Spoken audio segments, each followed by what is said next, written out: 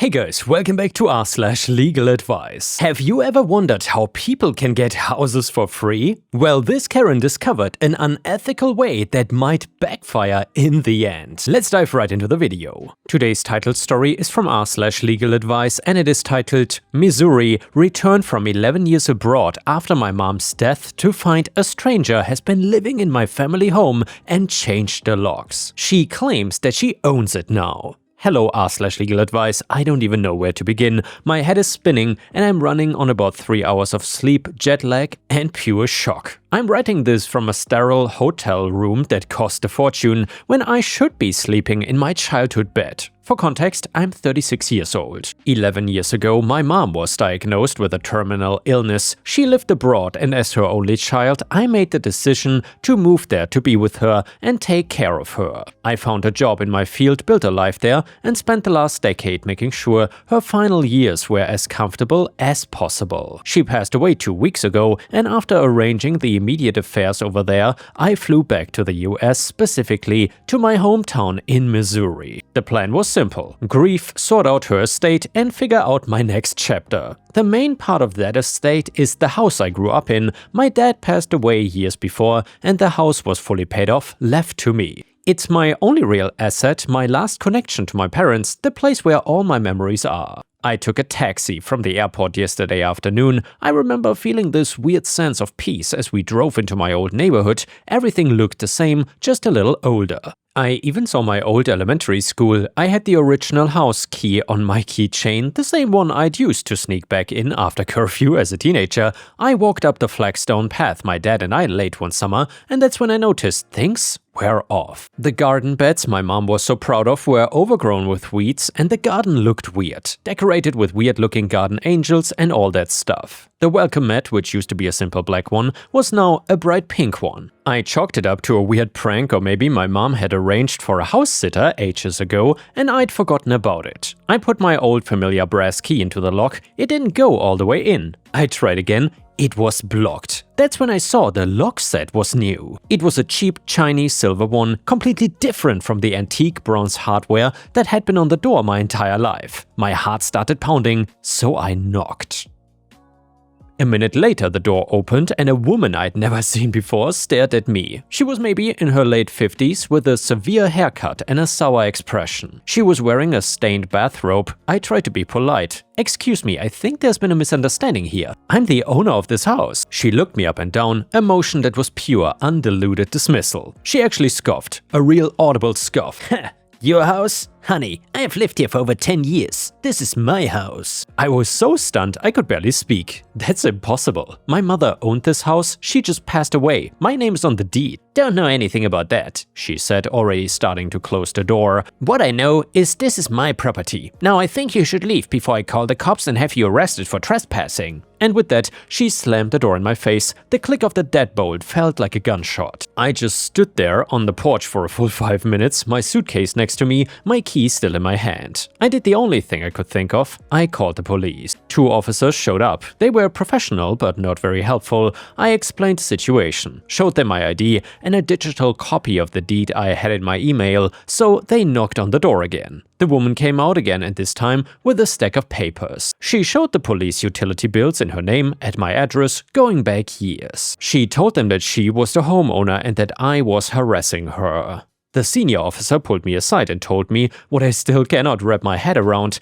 He said that since she is apparently an established resident with mail and bills in her name, they could not just throw her out. It was not a criminal matter, he said, it was a civil matter. They told me I needed to hire a lawyer and take her to court. They literally told me to leave my own property and then they left. I spent the morning on the phone then. I found a highly rated real estate lawyer and paid for a consultation. He listened to my whole story and the look on his face went from sympathetic to grim. He explained something called adverse possession in Missouri. He said that if someone occupies a property for 10 years and that occupation is number 1, hostile, meaning without the owner's permission, number 2, actual, meaning they physically live there and use it, number 3, open and notorious, meaning it's obvious they live there and not hiding it, and number 4, exclusive, aka they control the property and don't share it with the owner. Also, continuous, meaning assuming it is uninterrupted for the full 10 years, then they can legally petition a court to become the rightful owner of the property. He told me the woman, let's call her Karen, could actually have a legitimate legal claim to my house, my family's house. He said me being away, even for a noble reason like caring for my dying mother, does not legally matter. The law, he said, prioritizes the active use of land over absentee ownership.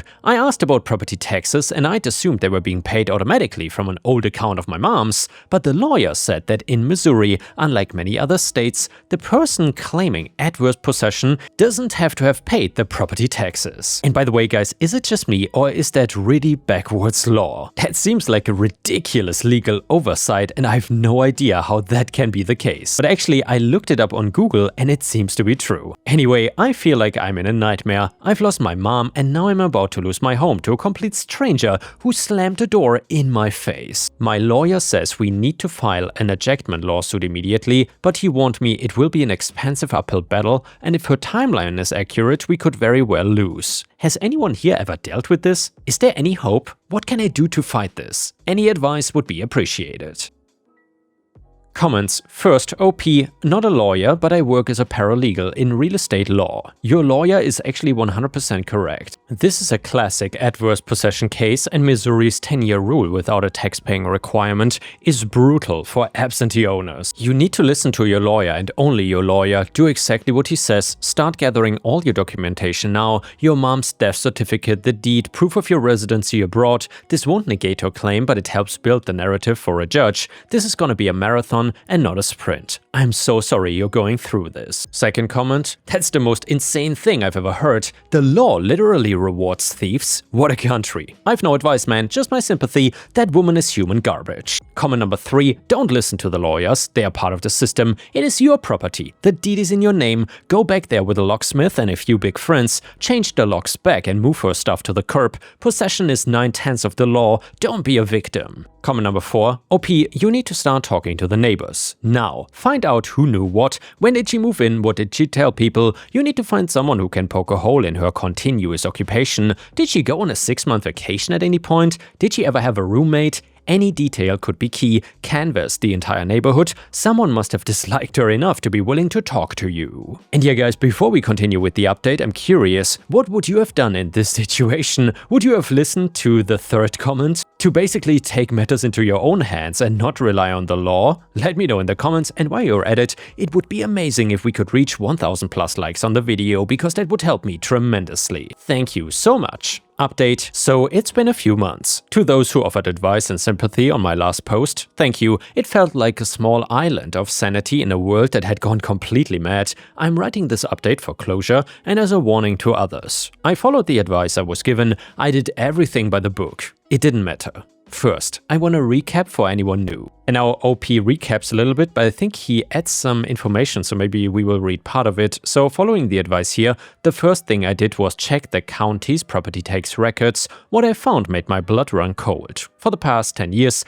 the taxes had been paid, but not by my mother's account. They were being paid by someone else. Someone with the same address but a different name. Karen had been paying the property taxes on my family home for a decade. My mom's automatic payments had stopped years ago when she moved abroad and closed her local accounts, but somehow this woman had stepped in and taken over the payments. The county records showed her name on every tax payment going back over 10 years. I stared at the screen in horror and realizing this made her adverse possession claim almost bulletproof. It all made 6 sense now. My mother had mentioned years ago that the tax bills had stopped coming to her overseas address, but she assumed they were just being handled automatically now by her bank. Neither of us realized that someone else had stepped in and started paying them. Karen must have been intercepting the tax notices from day one or something, paying them herself to strengthen her claim to the property. The next day, I walked the neighborhood and it was one of the hardest things I've ever done. Some houses had new owners who knew nothing, others gave me suspicious looks, clearly seeing me as the strange man bothering the nice lady who lived on the corner. But I finally got to the house of an elderly man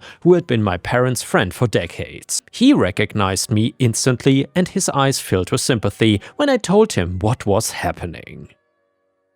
We sat on his porch and he told me everything. This woman, the squatter, had shown up a little over 10 years ago. She was quiet at first, Then she started telling people she had inherited the house from a distant, reclusive cousin. No one questioned it. Why would they? Then he gave me a piece of information that stuck with me.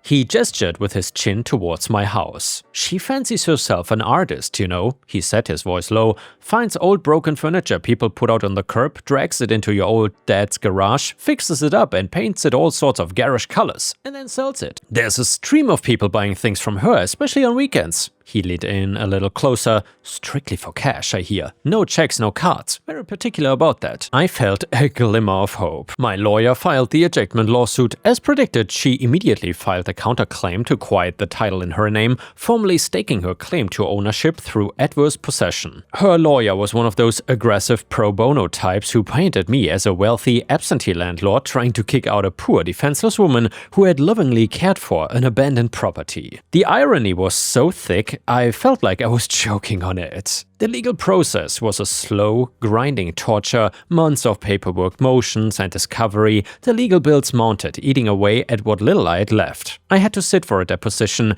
in a sterile conference room just feet away from her. She had this smug, unshakable confidence. She looked at me not with anger, but with a kind of pitying contempt, as if I were a child who didn't understand how the world worked. I never said a word to her, I just answered my lawyer's and her lawyer's questions, my voice flat and dead. Finally, after a long time, our day in court arrived. It was not a dramatic trial like on television. There was no jury, it was just us, our lawyers, and a judge who looked tired before we even began. Her lawyer presented her case. It was simple and effective. He produced over a decade's worth of utility bills in her name, all sent to my address. He had signed affidavits from 3 of my other neighbors stating that she had lived there continuously and had maintained the property, cutting the grass and decorating the damn garden. They presented her as a pillar of the community who had saved a house from ruin. My lawyer did his best. He argued that my absence was not abandonment but a necessary act of familial duty. He showed that the property was my only significant inheritance,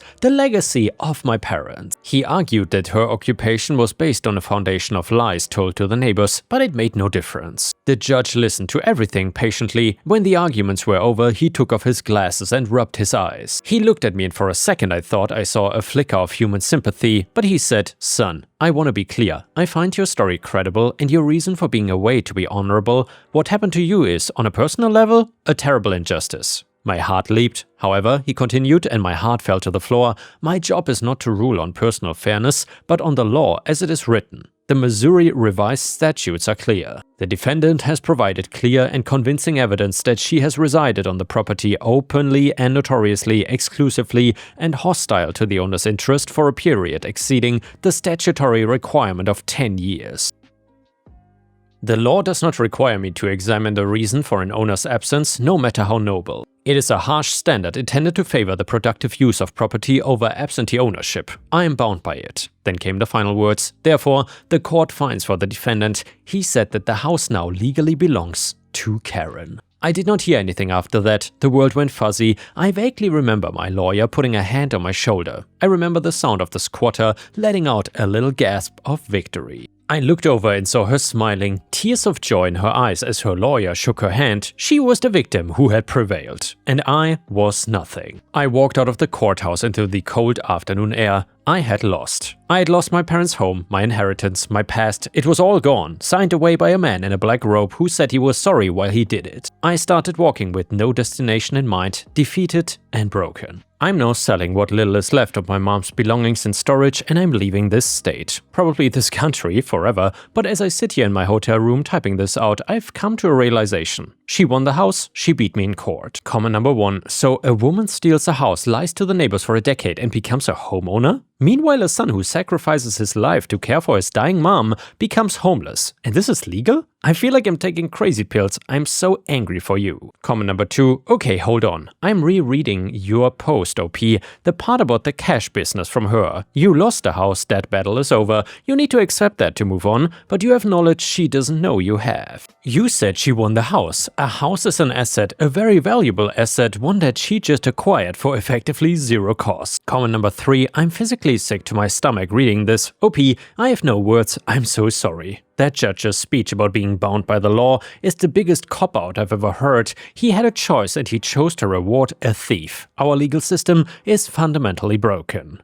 Update number 2. Hello again, Reddit. It's been a long time, almost 2 years in fact. After my last update, where I lost my family home in court, I disappeared for a while, both online and in life. I needed to. Many of the comments on that post told me to seek revenge, and just as many told me to move on for my own mental health. In the end, I suppose I did a bit of both. After the court case, I was a ghost. I sold what few possessions my mom had in a small storage unit, packed a single bag and left my hometown without looking back. I could not stand to be in the same city, the same state as that house. I ended up taking a job with an international company and moved overseas again. A new place, a new life, a deliberate attempt to put thousands of miles between me and my past. And for a while, it worked. I focused on my job, I made new friends, I started dating someone wonderful, I was building a new life brick by brick. But every so often, usually in the quiet moments late at night, the injustice of it all would come roaring back. It was like a phantom limb, an itch I couldn't scratch. The image of her smug, victorious face in that courtroom was seared into my memory. The law had given her my house, but it hadn't made what she did to right. About a year after the court case, I had a long weekend to myself. My partner was out of town and I found myself with nothing to do. The itch came back stronger than ever. I thought about the advice I got here, and that old neighbor's words kept echoing in my mind. Strictly for cash, I hear. Very particular about that. I spent that weekend doing research, but not on legal remedies. I was done with the law. Instead, I looked into something else entirely. I remembered reading about anonymous tip lines for tax evasion. I learned that the IRS has a simple online form for reporting suspected tax fraud. No complicated paperwork, no formal whistleblower applications. Just a straightforward way to report suspicious activity. I drafted a simple factual report. I described the cash-only furniture business operating out of my father's garage for over a decade. I noted the address and the fact that someone had been living there rent-free while operating what appeared to be an unreported business. I mentioned the pattern of cash-only transactions and estimated foot traffic. I kept it brief and factual, avoiding any emotional language about my personal situation. I submitted it online anonymously, no return receipt, no follow-up expected. I just wanted to ensure that if she was evading taxes on her cash business, someone would know about it. After that, I closed my laptop and tried to let it go. I poured all my energy back into my new life, and then years passed. I had genuinely forgotten about it, assuming nothing would come of my report. But then, one Tuesday morning, my phone rang. It was my old neighbor, and he sounded giddy. "You're not gonna believe this," he said without even a hello. 2 days ago, a pair of serious-looking people in professional clothes showed up at your old house. They were there for hours. I happened to be working in my front garden when I saw the whole thing unfold. The woman was screaming and crying on the lawn at one point. It was quite a scene. I've never seen anything like it. My heart started beating fast. "Well, what happened?" he said. A sign went up on the lawn, not just any sign, a for sale by owner sign, but it looked rushed, desperate. She's selling the house. That was the last I heard for a while, and today I'm sitting in my own home, a home my partner and I bought with my own money. It is a place with no ghosts. It's a place I chose, a place I earned. I finally have peace. She won the battle in the courtroom, yes, and she used the law to take my family's home, but the system is a funny thing. A single law might have a loophole, but the entire system of laws, including the ones that say you have to pay your share, eventually catch up with you. Her greed was a monster that eventually turned around and ate her whole. The free house she stole was in the end the most expensive thing she ever put her hands on. Thank you, Reddit, for listening and for the advice that pointed me down the right path. Justice does not always come from a judge's gavel. Sometimes it seems even the IRS can provide justice. And yeah guys, now we will dive into some of the best legal advice stories that we have read over the years and that you might have missed. This is a compilation of content you don't want to miss out on. And now let's move on to the next story. It starts like this. Can you be forced into a HOA and made to follow their rules? This happened to my brother, but I just want to make sure he's going about this right and help him otherwise. About 15 years ago, my brother bought a farm in Ontario, Canada, near a medium-sized city. In the last 5 years or so, an upper-middle-class subdivision popped up beside him, which for the most part was not much of a problem. Today, he had the president of the HOA for the subdivision come over to him and tried to issue him demands and fines for violating their rules. His farm was originally established in the late 1800s and the subdivision was built around 2010, so it's not like he was part of them when they were built.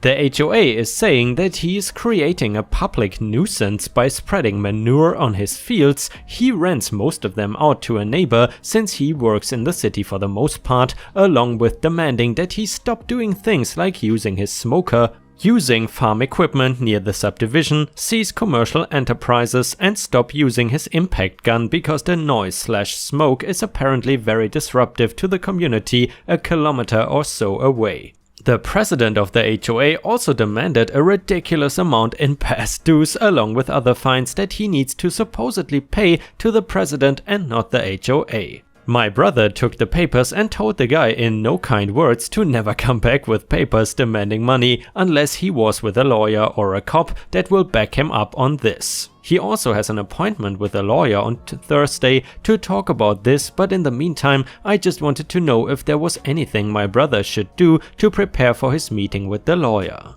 The only issue I think he might have is that he has guard donkeys protecting his wife's sheep. She loves knitting and creating things with the wool, so he has some of the meanest donkeys I've ever seen guarding them from coyotes. Some of the kids from the subdivision come around to look at the sheep, but he has a lot of signs warning about the dangers of the donkeys. Realistically, he cannot secure a kilometer or so of fence fully against children, so should he be worried?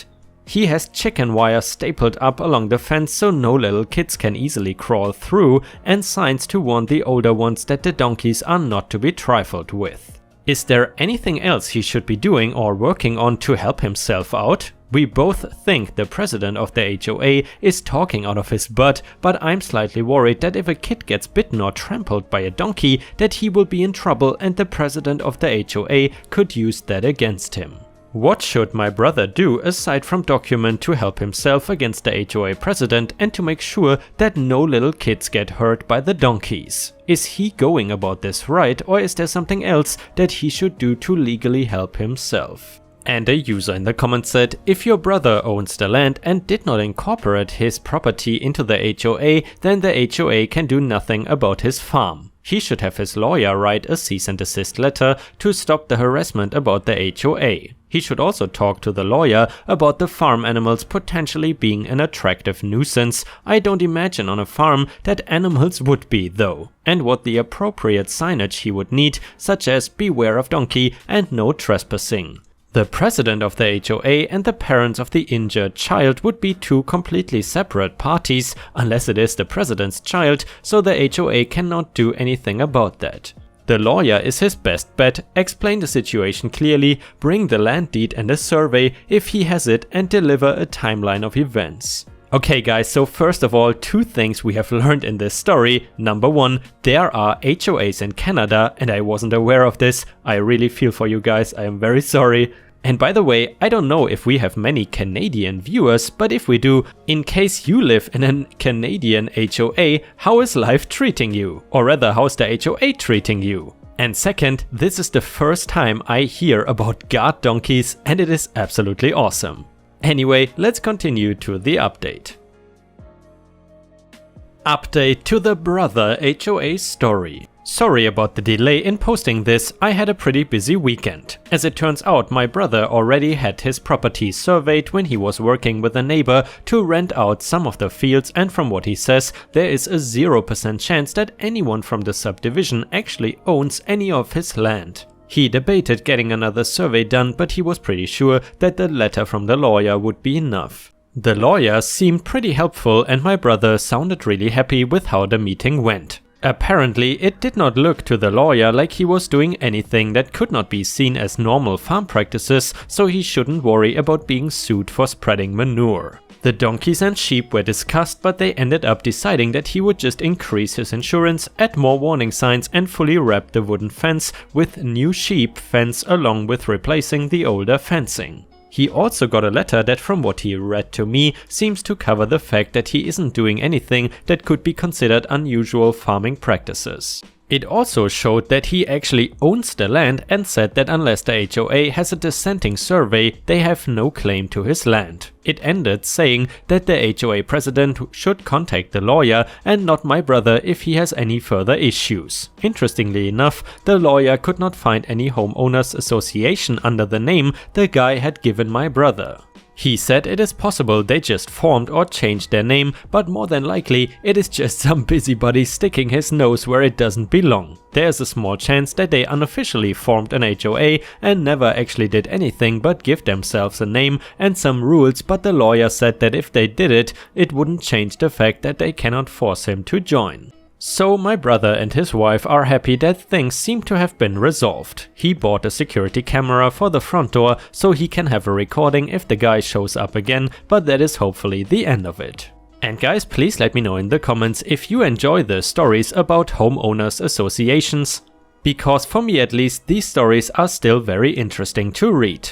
In addition, if you have watched until here, I would be really happy if you could like the video and post some star emojis in the comments to support the channel. Thank you so much in advance, your support is very much appreciated. Let's move on to the next story.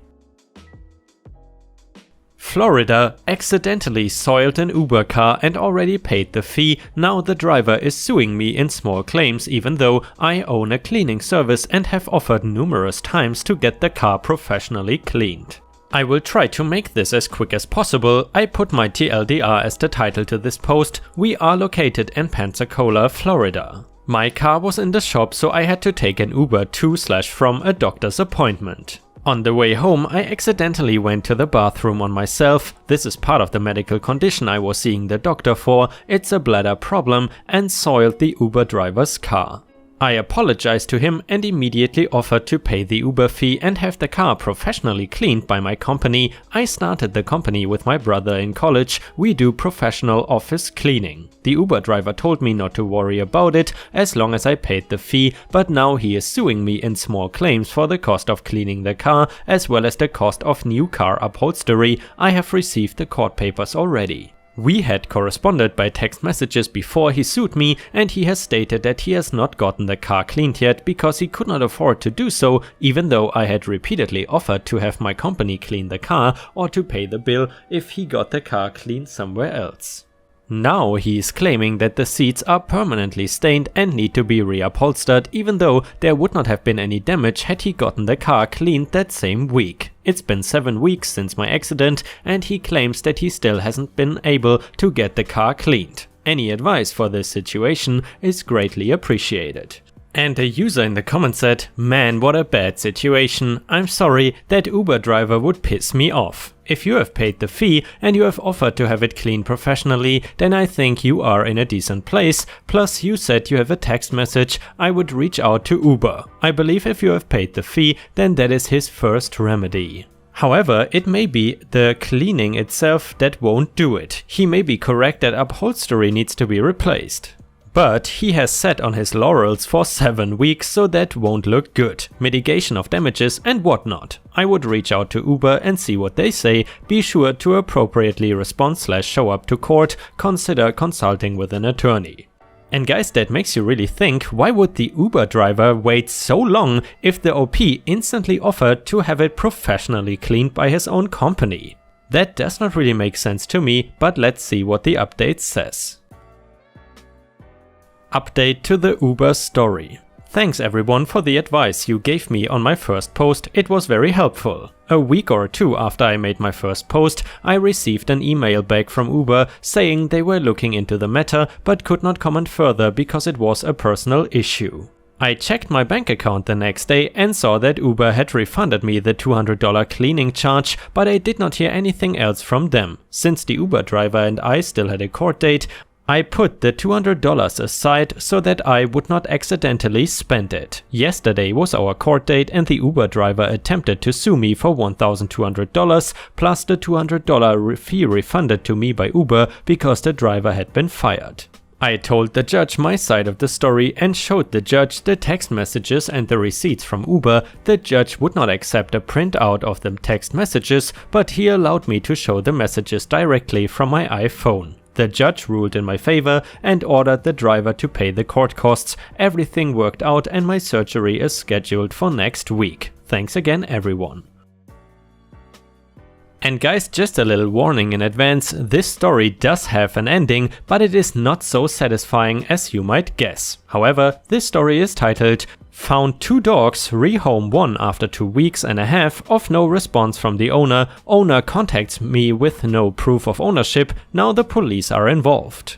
Hi everyone, this is my first time posting to Reddit, but I have a situation and I need to know what to do or if I'm in the wrong. I live in Arkansas. On September 9th, I found 2 dogs in the middle of a 700-acre recreation area while doing work for my thesis. There were no homes close to the dogs. The dogs both had collars, but there were no ID tags or tattoos on the dogs. The dogs were covered in ticks and had several cuts on their body and were bleeding. But they seemed a decent weight. I found them at 7 to 8 AM in the morning. The shelters were closed until 10 AM and I had a class to get to at 9. I tried to drop them off with a vet close to where I found them, but the vet said they did not take stray animals. I took them home, went to my class and got them scanned by a vet for microchips. They did not have microchips. I posted them to Craigslist, the State Lost and Found Network and some Lost and Found Facebook groups. 2 days in, after giving them several baths because they were covered in hundreds of thousands of ticks, I bought them each a Serestro collar. 3 days in, I took them to the vet because they were pooping worms and leaving worms all over my house. I got them heartwarming tests, normal worm tested and rabies vaccinated. I paid the vet fee myself. By 2 weeks in, I started looking for new homes because I have heard nothing from the owner. I hear nothing from the owner for 2.5 weeks. On September 26th, I rehome one of the dogs to a close friend. On September 27th in the early morning, she takes the dog to a vet and gets the dog vaccinated and microchipped in her name. On September 27th in the afternoon, I got a notification from Craigslist saying that the dogs were her father's. I message her and tell her to contact me ASAP because I had rehomed one of the dogs already and we need to get this figured out. I chat with her owner, text and ask for proof of ownership in the form of a picture or vet records. She says that she does not think the owner has either. I get a call from the owner saying that they were his dogs. The owner says that everyone knows those are his dogs around where he lives and he did live close to where I found the dogs. He successfully describes the dogs and their collars that they were wearing. He says he has all their siblings and parents. I ask for proof of ownership in the form of pictures. He says that he doesn't know if he has those or not. I ask for proof of ownership in the form of vet records. He says he's never taken them to the vet. Dogs are around a year old according to him. I tell him to look and see if he has pictures of the dogs and send them to me. He sends me pictures of a group of dogs that are the same breed, but none of them are the dogs I currently have. He says they are and that I have stolen his dogs. I tell him I need proof of ownership. I have screenshots of all of these interactions. He tells me that he will get the sheriff involved. I am panicking at this point because I don't know what to do. I call the vet and they say that if they don't have microchips, then there's not much he can do. I called the city north of mine's animal control because mine is closed and they say that they only hold dogs for 5 days and that sounded like a neglectful situation and that I was doing everything right, but call my county's animal control on Monday. At 8 to 9 PM at night, I get a call from the sheriff. He says that the owner had called him and that he needs my side of the story for his records. I tell him everything above. He says that I'm in the right and that I should call my animal control in the morning to confirm. At his request, I sent him an email with all my documentation of the above situation.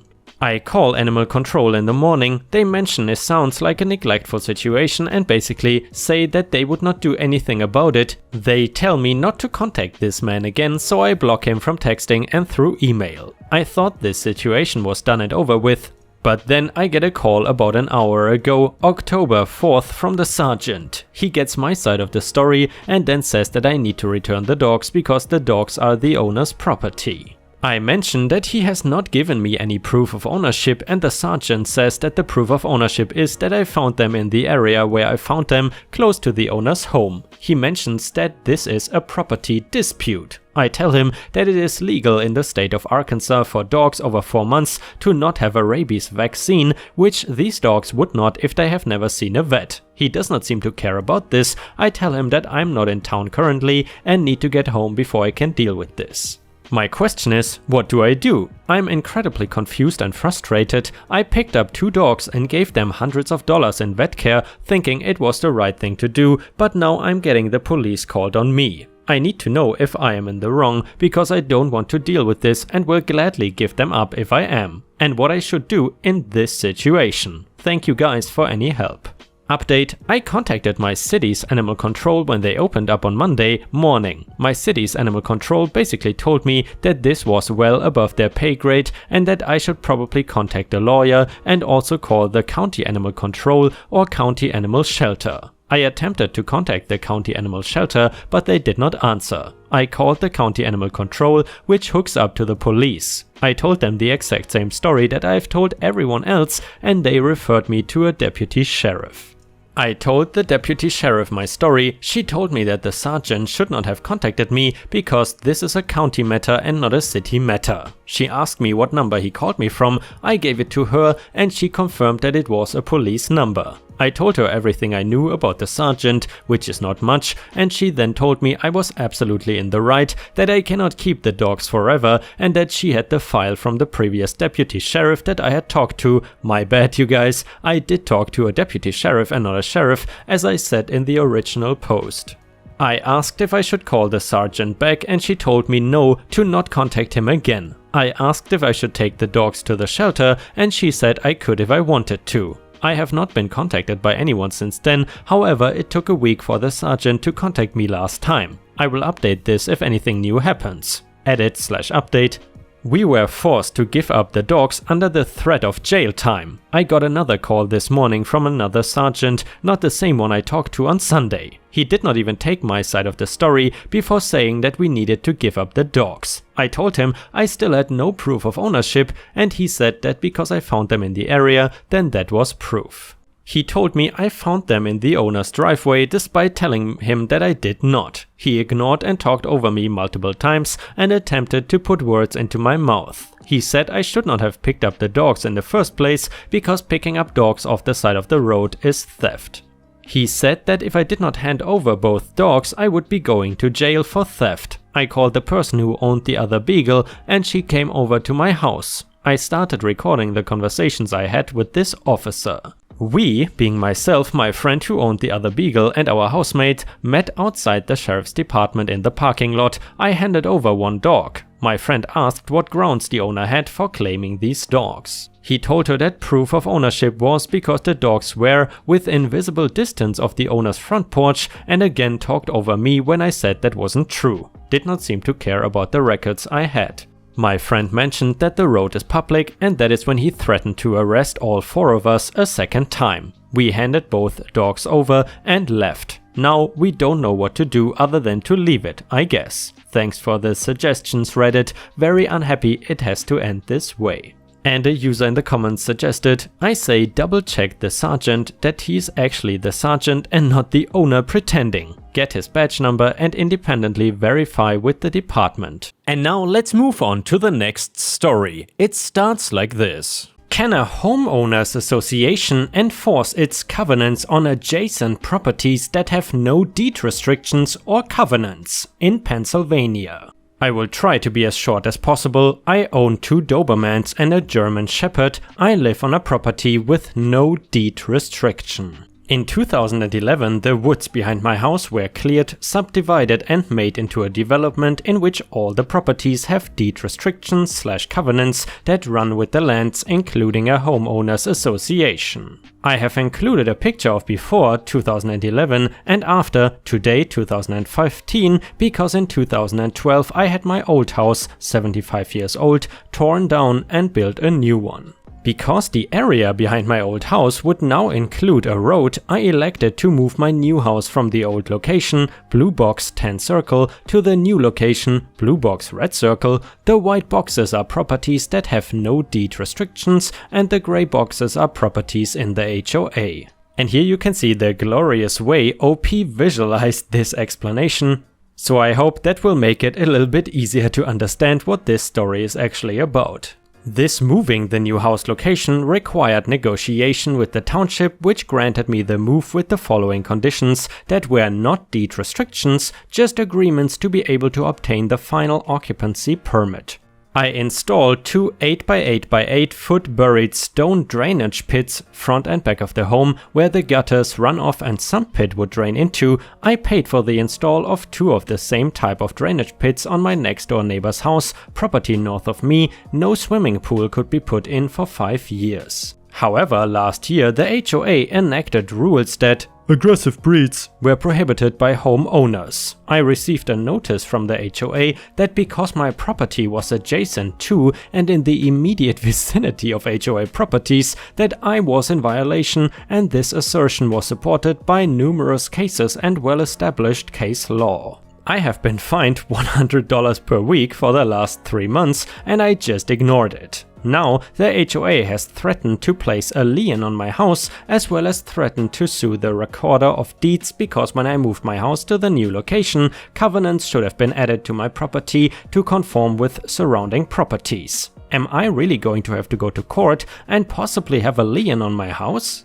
Edit: the letters have come from a known law firm and specifically an attorney who, after an internet search I discovered, deals almost exclusively with cases involving quirky Pennsylvania laws allowing forced sales and or lien/deed/covenant modifications of condo/apartment associations that 100% of the time benefit builders who have exceeded their liquid assets and need to force sales of all properties to other developers who kick out owners and make 150 to 300% profits on repossession and resales.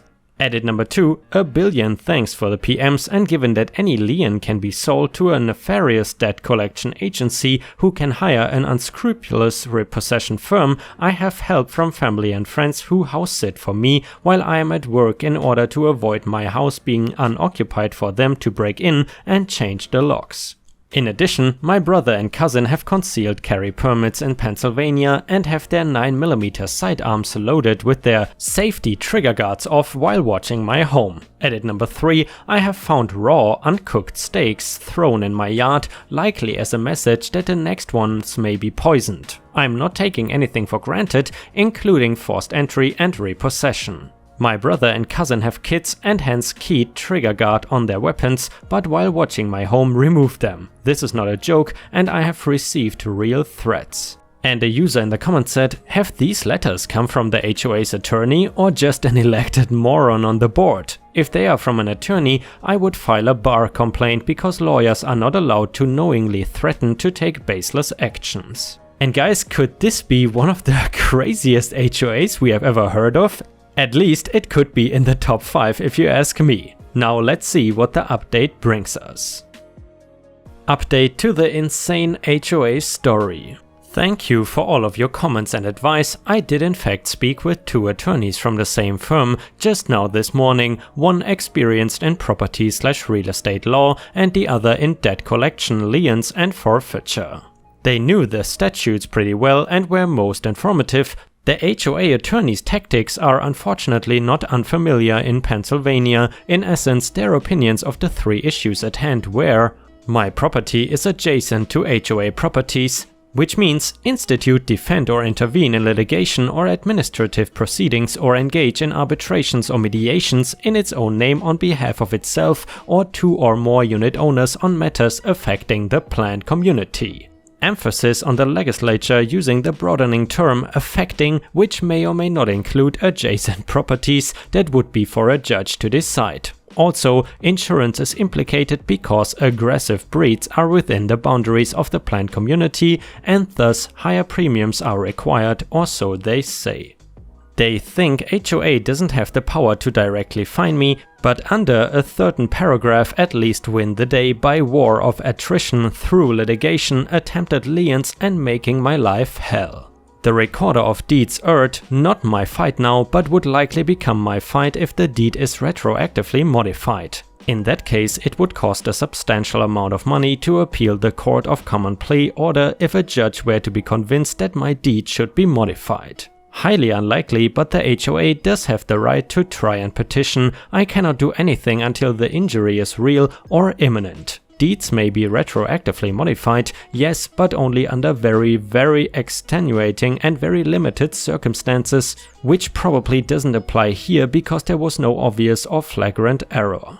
Rather than modifying the deed, the HOA could harass the township, code enforcement division, code inspector and recorder of deeds to the point that if I were to apply for any additional building permits, pool, shed, patio, etc., theoretically I could be pressured into accepting easements placed on my property or otherwise have all permits denied.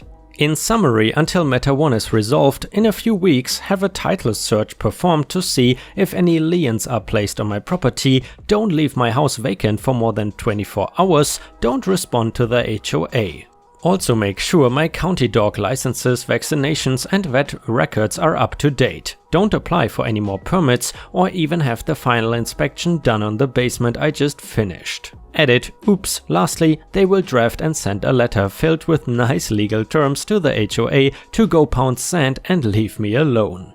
Last edit, some have suggested I contact the police about stakes thrown in my yard and veiled threats that I have received. However, it is so circumstantial that it may cause more harm than good. And guys, you wouldn't be on my channel if there wasn't another update, of course. However, I would really appreciate it if you could post some star emojis in the comments and also like the video if you enjoy my daily content. This really helps my channel and I would really appreciate your support. Thank you so much, and now let's continue to the next update. Second update to the insane HOA story. Lawyers received an emailed letter last night, digitally signed from the HOA's legal firm's senior partner. At the local court waiting for a motion to be filed to dismiss the fines and seek punitive damages, I will summarize. Holy crap, our client made a big mistake. Not really their fault though, because it turns out the township, builder and road engineers all filed differing information. Likely, someone made a mistake and tried to cover it up or fix it without anyone knowing. We just advocated for our client with information we had. We would have been right had information we had was correct and we would have won. Our bad though. Road was supposed to be HOA's, township said, oh yeah, you can have it because the builder built it. County Emergency Management said, oh hell no, and told the builder the road had to be connected to a main road to the north, adding 150 feet of road. The road became townships, no one told HOA, and HOA thought they were getting a freebie with main road access to north and south, made repairs to potholes over 3 years and assumed road and rights were theirs. Access to road owned by HOA and my adjacent property equals playing by their rules. Code enforcement officer negotiated with me about drainage pits in part because the number of properties in the given area without them would have exceeded standards, and builder would have had to add a retention pond for runoff. Too expensive. Code enforcement officer mandated I do the drainage pits on my and my neighbor's property, never officially recorded the written agreement I signed for occupancy permit, builder avoids retention pond building, kickback. Additionally, instead of differentiating all the properties in the filing plan and environmental report, properties with deed restrictions versus non-restrictions, the builder lumped them all together as one single area, including properties he had no control over that did not require a retention pond. HOA then thought covenants had to have been placed on my property, especially with the road access. Deed recorder was therefore the person who erred in not adding them. We are taking action against the builder. Turns out the environmental report was wrong and a retention pond has to be put in anyway. Your client spent thousands on 2 pits that were unnecessary. You are welcome to join us. Edit. I'm surprised at how fast this all moved, but apparently it touched off a crap storm when a paralegal pulled most of the information yesterday from the township. Someone did something very wrong, either by mistake or on purpose. So basically guys, in other words, they admitted they were wrong. We can say one ongoing land dispute resolved. And the next one is titled CA Property Management Company not complying with court-ordered security deposit return wrote me a bad check. I lived in an apartment complex with a third-party property management company during 2017. My lease expired on 31st December 2017. The property management company sent me a single sheet of paper with the disposition of my security deposit and no other documentation within 21 days, but no receipts, invoices or documentation of repairs and costs. They claimed the entire deposit and demanded an additional $2,000. After 21 days, I still had not received any further documentation about why they were demanding so much money. I found out later my former apartment had been renovated with new top-of-the-line hardwood floors and raised the rent by $500. I sent a letter demanding my full deposit back, less the $125 statutory cleaning fee. Their response was sending me the same form with a demand of payment for $1,000 and a single invoice with a single item for services rendered. I took them to small claims court and won a judgment of a refund of my entire security deposit plus the filing fees. My argument was that the company did not comply with the requirements of the California Civil Code regarding the timely return and documentation of security deposit disposition. I waited the 30-day stay of judgment and sent a letter demanding payment. After a few more weeks, they sent a check for the full amount. When I went to deposit the check, the bank said there would be a 2-week hold. Since there appeared to be some issue with the account the check was written from. 2 days later, the check cleared and funds were deposited.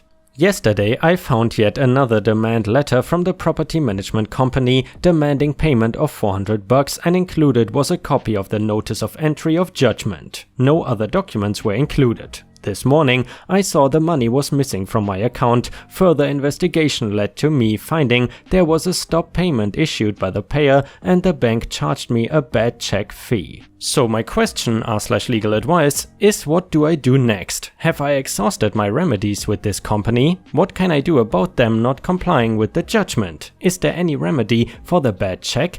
Thank you very much for your help. And a user in the comments said, interesting situation, the first thing I would do would be to file a police report for the bad check that you were written. Then I would call the clerk of the court where the court order was made and ask them how to motion for contempt of the order to repay your security deposit. Update to the property management company's story. Good news, I have finally received my full judgment amount, interest, court costs and fees from the property management company.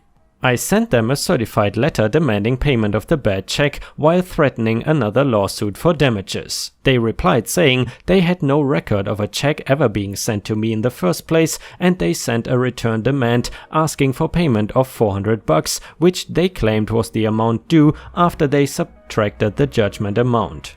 That same day, I went to the court and filed for an examination hearing. This is a hearing where the defendant is ordered to either pay or appear for the hearing, with an explanation of why they haven't paid and a statement of assets for me to levy from. Failing to appear for the hearing results in a warrant for the defendant's arrest.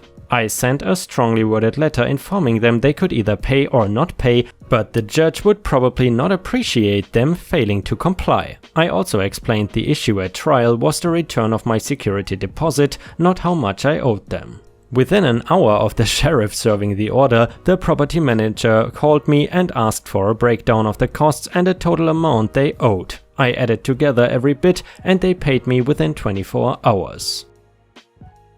And the last one is a little extra story from our own subreddit r/ripe stories, and it is not about legal advice, but it is just a little extra. It is titled, Dad thinks his money is his, but Mom's money is theirs. This is kind of a mixture of entitled parents and life stories with just a pinch of choosing beggars. To preface this, my father ED is a selfish man, but in the most passive-aggressive way possible. My grandfather, on my mother's side, died when I was 9 and he was the foundation of our entire family. But to ED, apparently, he was the most important person in his life. After my grandfather's death, everything went to crap. ED would make plans with me and then out of nowhere cancel and go hang out with his friends.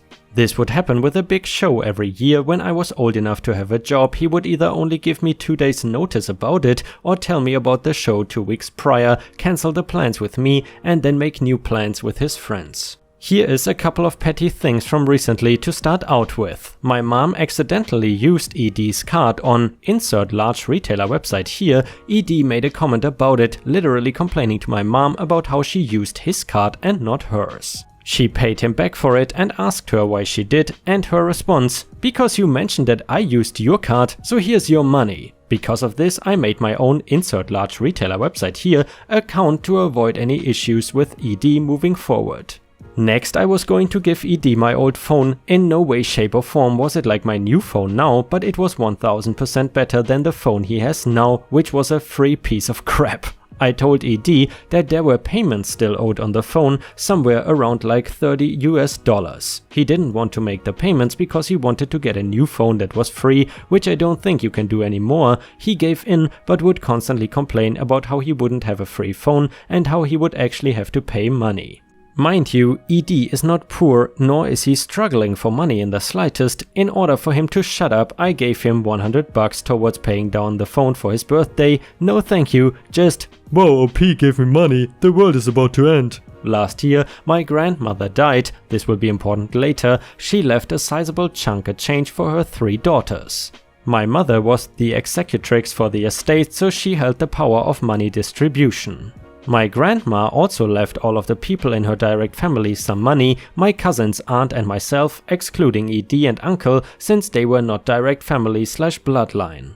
My mom, of course, was the one to hand out the money to everybody still. ED made a comment about this saying, "Well, why didn't I get a check for it?" My response to him was, "Dad, that is your wife. Why are you making a big stink about it?" No response from him after that. Now for the big fun. ED and MT mother are doing a whole bunch of renovations to their house. They finished their living room and office and redid the whole kitchen with oak wood cabinets and granite countertops. In order to do this, they chose a financing option. ED wanted to use the money that my mother got from my grandma, all of it. Plans were to split the cost 50-50, but now that ED wanted to use all of the inheritance money, this pushed my mom to make some rough decisions to hide the money from my father. Sorry if I didn't make much of this part of the story, but this is ongoing and I don't want to saturate this with unnecessary information. Well, sorry for the ramble. If you have any questions or want to know more stories, I've got plenty. And now let's move on to the next story. It starts like this. Someone filed a theft report saying I stole something that is rightfully mine. Police station not helpful so far. A woman in my neighborhood came over to my house to find out if her son was over playing with mine. He wasn't. She saw my iPad on the coffee table and picked it up and started looking at it. Then she asked if it was hers, saying hers was stolen and it looked exactly like it. I said no, it is my own. She told me she did not believe me and accused me/my son of stealing it, etc. Then she said that even if that exact iPad was not hers, she knows hers is somewhere and she believes my son stole it. I know that is not possible because the day she claimed it was stolen, my son was out of state with his grandparents. She tried to leave with it, but I took it back from her and told her to leave repeatedly. After I threatened to call the police, she left. About an hour later, she showed up with police herself. The police officer did all the talking and said that while in my home she saw stolen property that belongs to her. It was still sitting on my coffee table and she came in and picked it up. I told her that it is not her property and that she is not welcome in my house. She ignored me. The police officer took it from her and asked her what the background was when she lost it. She lied and said that it had a red background, which is the background I had on it myself. She must have seen it when she picked it up previously. The police officer told me that she agreed not to press charges for theft if we got it back and to have a nice day. They walked away. I begged the police officer to stay while I got proof it was mine. I have the box, receipt, warranty, etc. in my home office. He said she has already proven it was hers and repeated, "Have a nice day." They left. I immediately drove to the police station with all my documentation. Someone there seemed sympathetic and made copies of everything. I asked to fill out a theft report and they let me. They said they would look into it. It has been 3 days and I have not heard back. I understand that this is a low priority for them, but she got a police officer to come to my house in under an hour for something I allegedly stole. Now when a cop helped her steal something from me, they don't care. I am wondering if anyone has any recommendations. I have remotely wiped everything from it, but of course I want my actual device back. I have gone to her house several times, but she ignores me. If she is outside and sees me coming, she goes inside and does not answer the door. And a user in the comments said, file a complaint with the officer's supervisor, and another person agreed, it does not sound like he did his due diligence. And guys, I gotta say, this is just a super weird situation. What would you do if you were OP? I mean, essentially, this police officer assisted the woman in stealing OP's property, if I did not got that completely wrong. And the next one is an update to the iPad story. I posted here about a crazy in the neighborhood who claimed I stole her iPad. She brought a cop to pick it up and the cop refused to hear my side and she got to leave with it. I went down to the police station a couple of times with no luck. I asked to talk to one of the detectives who deal with stolen property, and one actually came out to talk to me, and then another cop came over and said they know about the situation and it is already being handled. Then they pretty much brushed me off. The officer's supervisor was not helpful. He basically said, "She filed a theft report and gave identifying information." I pushed and he said he would look into it. I gave him the serial number of the iPad that I owned, which he asked for. He called the next day and said she was able to identify the serial number of her own iPad. That is about the stupidest thing in the world because she physically had the iPad, so of course she can find the serial number. I was going to file in small claims court. In the meantime, I had posted an angry Facebook rant and a family friend said to come visit him at work. He is a cop in a nearby town and told someone higher up there about the situation. That person went to the local PD and I don't know what he said, but it worked. They recovered it for me and I got to pick it up yesterday. Fortunately, there were no accounts logged in or important data saved. I have also given copies of both police reports to the homeowners association here. They said that she can be penalized for harassing actions against neighbors. Thanks for everyone's advice on it. And by the way, Ripe Stars, I'm curious, how many of you watch my videos on tablets? You know, YouTube actually tells us YouTubers how many people watch on mobile devices, which also includes tablets, and how many people watch on PCs. Interestingly enough, the ratio between PC and so-called mobile users in recent years has changed dramatically to the phone side. So yeah, let me know in the comments what sort of device you are watching on.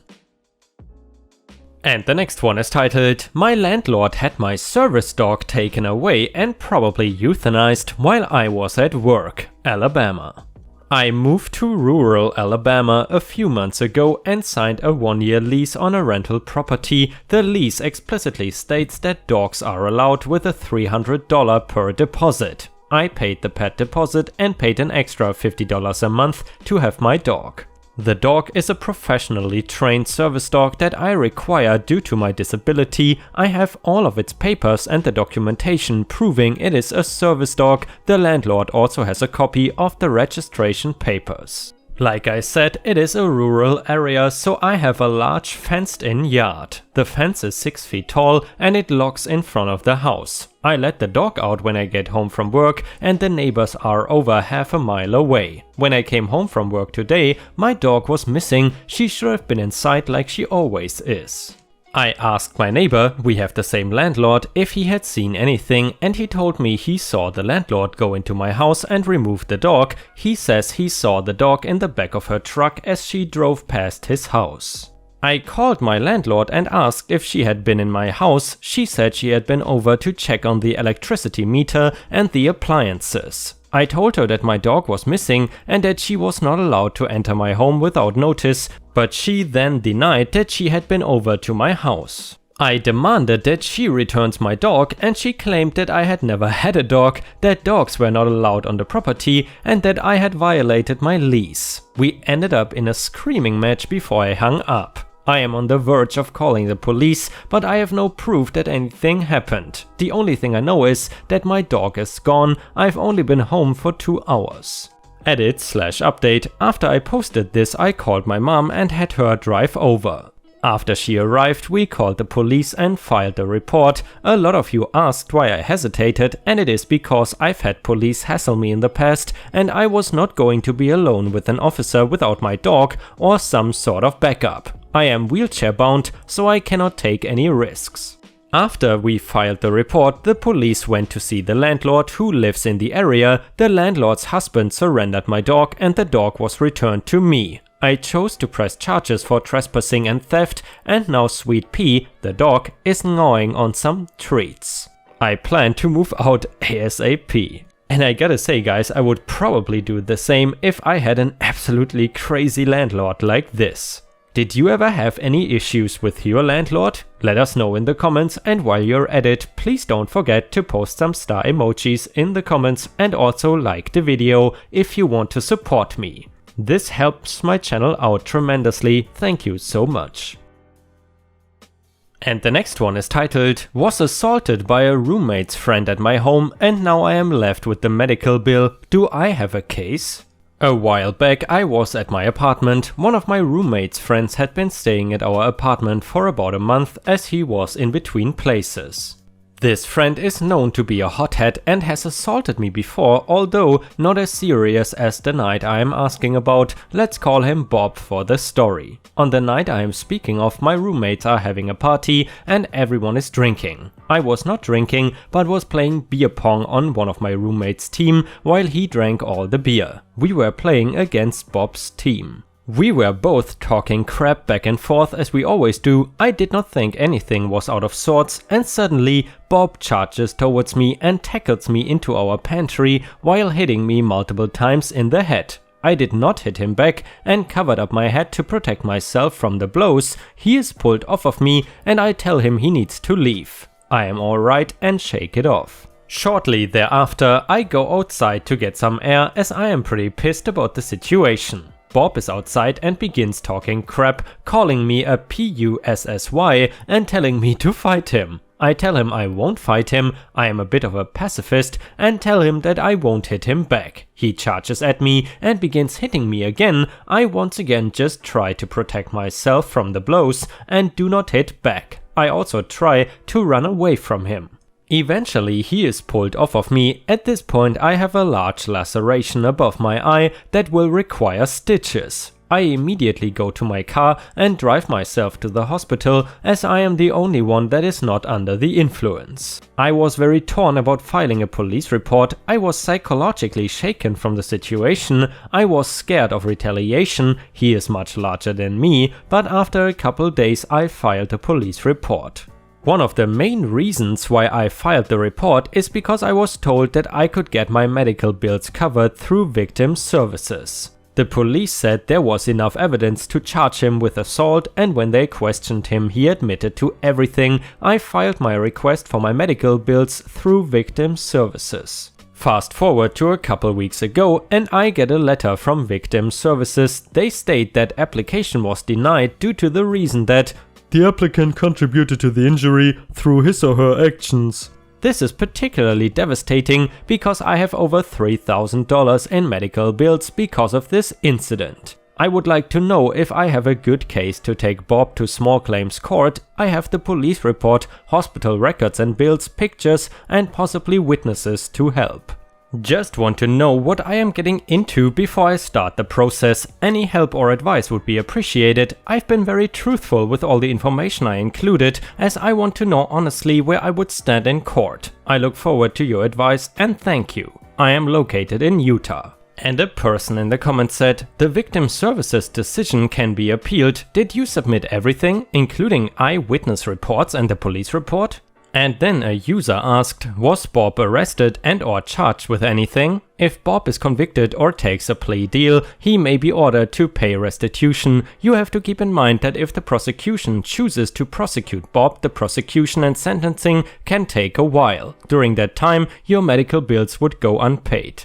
Small claims court would be a good place for you to file. The small claims system is built so that people like you can seek damages easily and without the assistance of an attorney. In some places, attorneys are not even allowed to represent people in small claims cases. Just bring all of your evidence with you to the hearing and tell the magistrate/judge your side of the story. NOP answered, I'm pretty sure he was charged with assault. The last time I spoke with the officer, he said he was not able to get a hold of him to give him the citation. He told me he sent it to the prosecuting attorney, I believe. I will probably contact the officer soon to see what the full situation is at this point, since it has been a while since I've contacted him.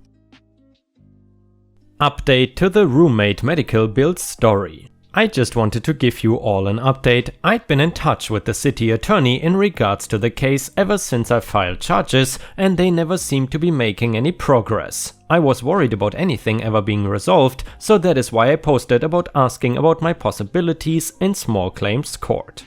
A couple months ago, I called the city attorney's office and was informed that the city attorney decided to pursue greater charges and had bumped the charges up to Class A misdemeanor assault and had been handed over to the county attorney's office. Things progressed quickly after this. I was contacted by the victim's advocate rep for the county attorney, and she advised me to submit all my medical bills from the assault with a statement, and that they would be able to get them paid for me in the form of restitution, and that the court date was set for October. Last week she contacted me again and told me that the defendant had gotten legal representation and that the matter may be resolved quicker than the original court date. Finally today I received word that the case had been settled. The defendant paid the full amount of my medical bills as restitution in exchange for pleading no contest to a lesser charge, and also has some community service to fulfill. I should be receiving a check for the full amount of my medical bills shortly. This is a great relief, and I wanted to thank you all for your advice. Luckily, I didn't have to go down the small claims route, but at the time I was worried that nothing was going to be done about the matter. Just wanted to update you guys and let you know that this matter was resolved. And fortunately guys, I gotta say that is a very happy ending to the story, even though we all know that legal advice not always ends as happy as this. And the next one is titled, My abusive mother is threatening to sue me for visitation to my kids. I live in Chicago, Illinois. How can I fight this? Please do not get judgmental and say things like, let your mom see her grandkids. Because if that's all you have to say, then don't waste your time. I was physically and psychologically abused my whole life by her until I was able to get away and out from under her thumb. I had a long struggle, but I got married to a beautiful woman who helped me get over my past and grow up. I cut my mother out of my life because contact with her was unhealthy and I didn't want to dwell on all that anger all the time. I got a notice from her a little while ago that she has learned we have kids and wants to see them. She says she has a right to see them and is planning to sue us to have contact. I have told my kids that my mother mistreated me as a child, and because of that they were not going to be exposed to her. They have no ill effects from not seeing their grandmother. To them she's just a stranger who is not a part of their lives. I don't want my kids exposed to the kind of person she is. I refuse to allow her contact with my kids for the same reason I would not allow a criminal or a drug addict to visit my kids. I've told her this and promised that she would never ever see them, but I am not sure that I can fight it legally. My wife and I don't have the money for a lawyer, and there's no proof of the abuse I claim. What kind of options do I have? And a user in the comments said, first of all, she's very likely blowing smoke. In Illinois she does not even have standing to sue, much less win, since your children are of an intact marriage. The only angle she has is to prove you are incompetent, which is a severe uphill battle.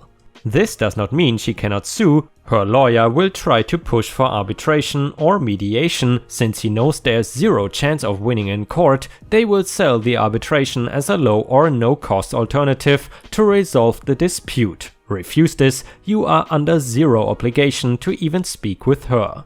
If served, you are going to need a lawyer. The stakes are simply too high. The cost should be minimal, since all you want the lawyer to do is to file for a dismissal based on lack of standing. Edit: I'm sorry this is happening to you. Going forward, it is advisable to stop all communication with her, as any communication you provide will be used against you.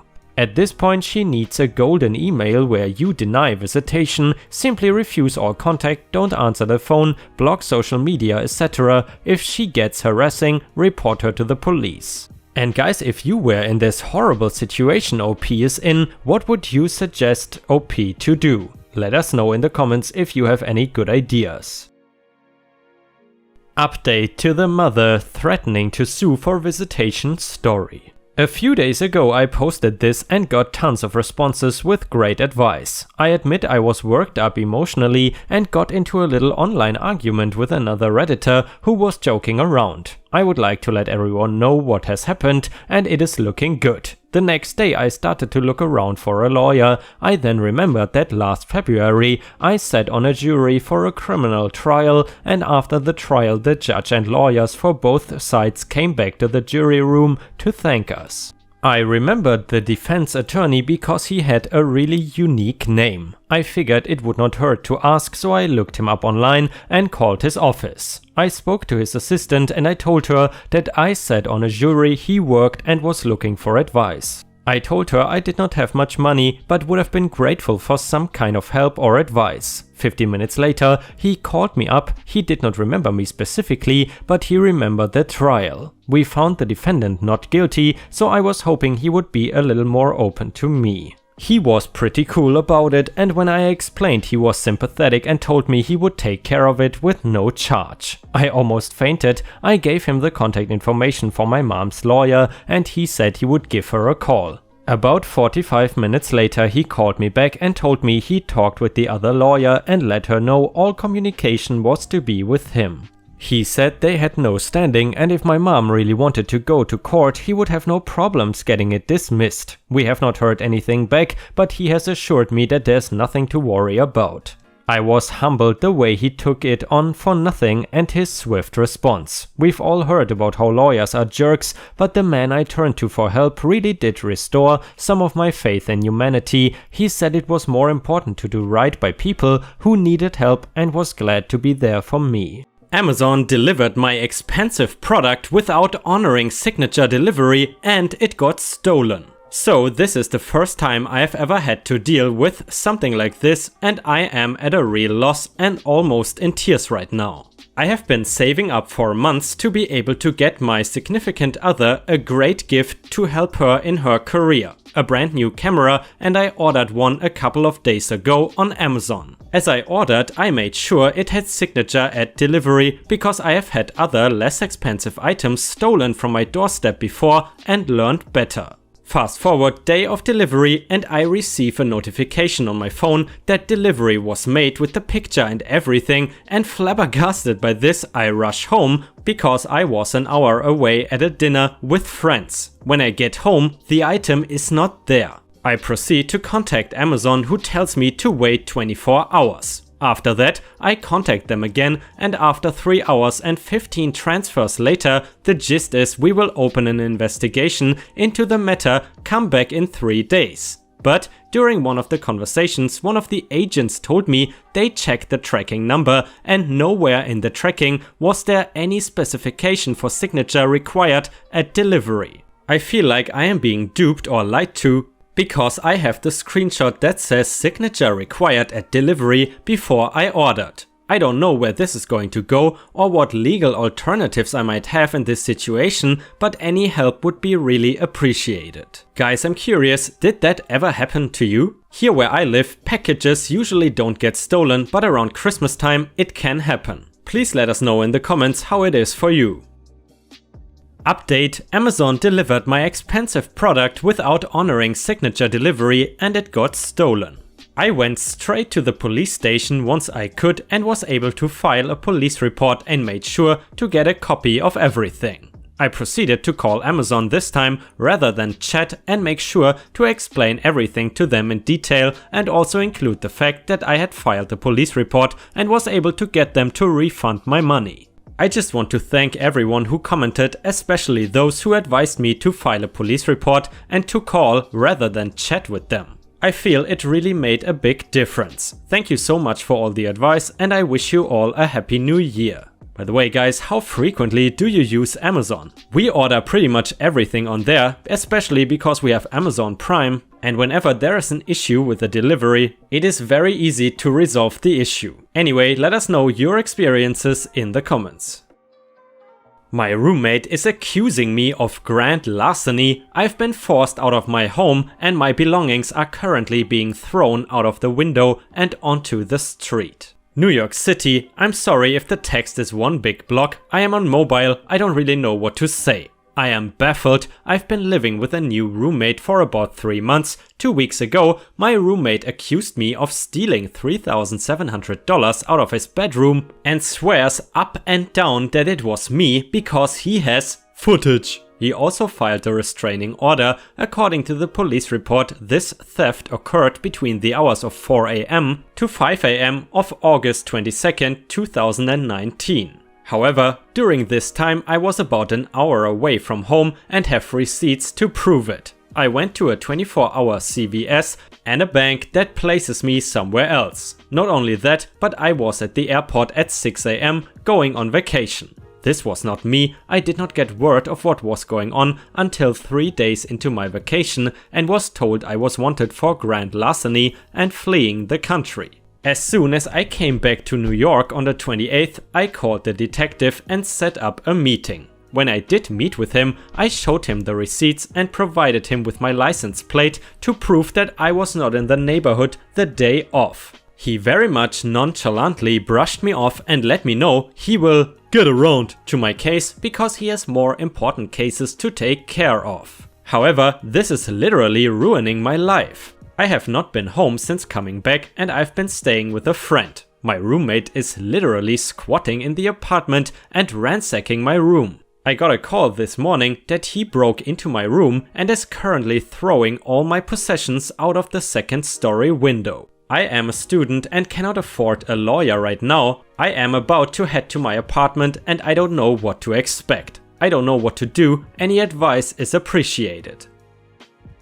Guys, have you ever lived in a shared apartment with a roommate? If you ever had an awful roommate, please let us know in the comments because I'm curious to hear what you have to say. Anyway, the next one is obviously the update to the story from before. First and foremost, I just want to say thank you for the support and the advice given to me. I did not expect such a huge amount of outreach. When I posted yesterday, it was just a jumble of words that I put together without putting in much thought because, well, I just got a phone call telling me all my things were being thrown out of the window and I pretty much panicked. For some context, I've been living in the same apartment complex for about 4 years. I am very well acquainted with the neighbors, security, superintendent, and so on. So, while I was away on vacation when the accusation happened, my roommate went around the complex to anyone who would listen that I stole $3,700, I am wanted for arrest, and there is a restraining order refraining me from even coming onto the premises. This is how I was able to get the information through word of mouth. So, from all the advice that I was given, I decided to check on this RO and could not find it at all in the system.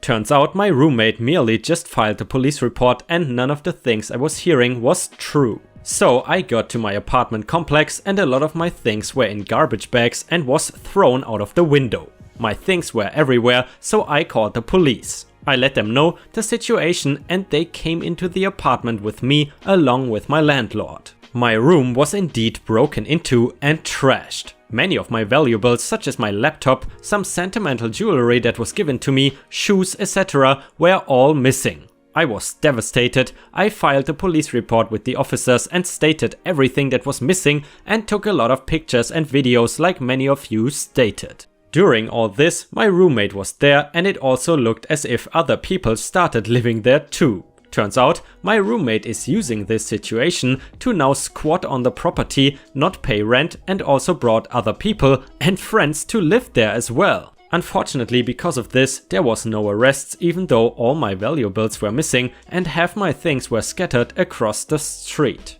The police said that because there is so many people coming in and out of my apartment and no witnesses, they were not able to arrest anyone. I was advised that this was a matter of civil, I think, court, and I would have to settle this there.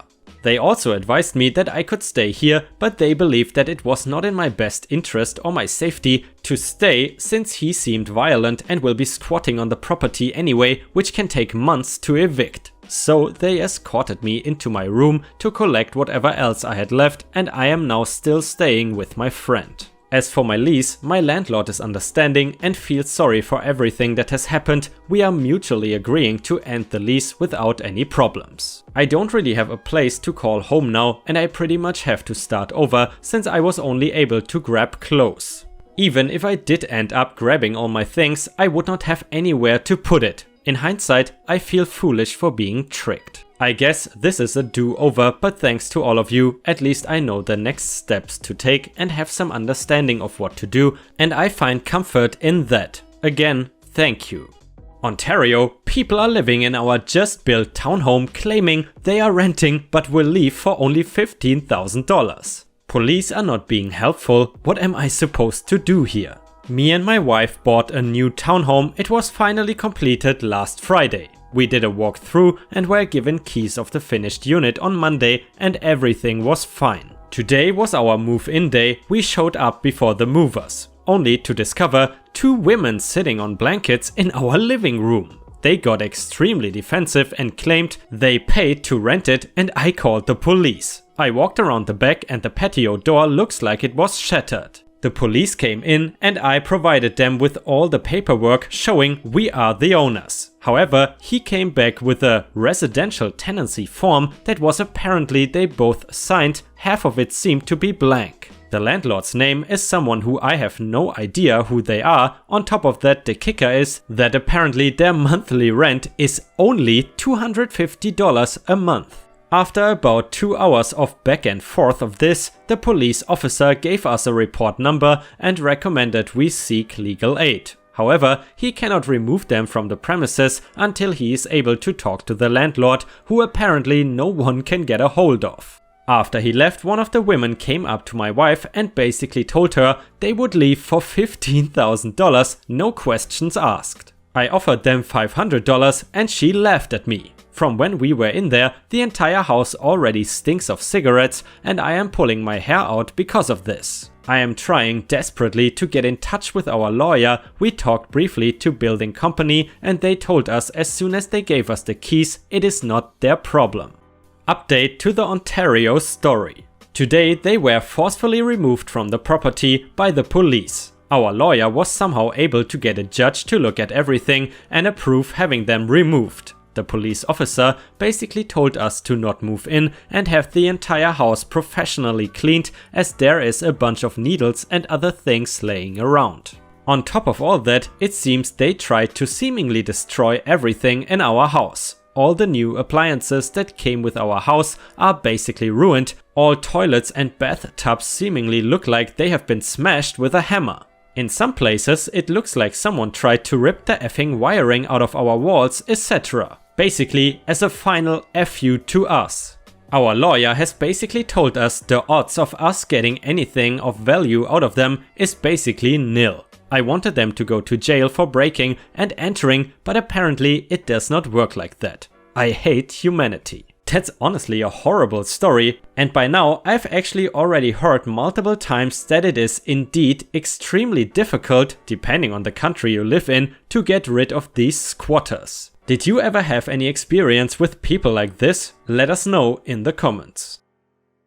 Mother-in-law is suing for visitation. Today I was served with papers to go to family court so my mother-in-law can have visitation with my children. A bit of backstory, my mother-in-law is mentally unstable. She believes everyone is hacking her, me included. She is extremely paranoid and tries to brainwash my kids, telling them I am hacking her, that climate change is a hoax, crystals have healing power. Admittedly, the last 2 are no big deal, the first one is a huge deal.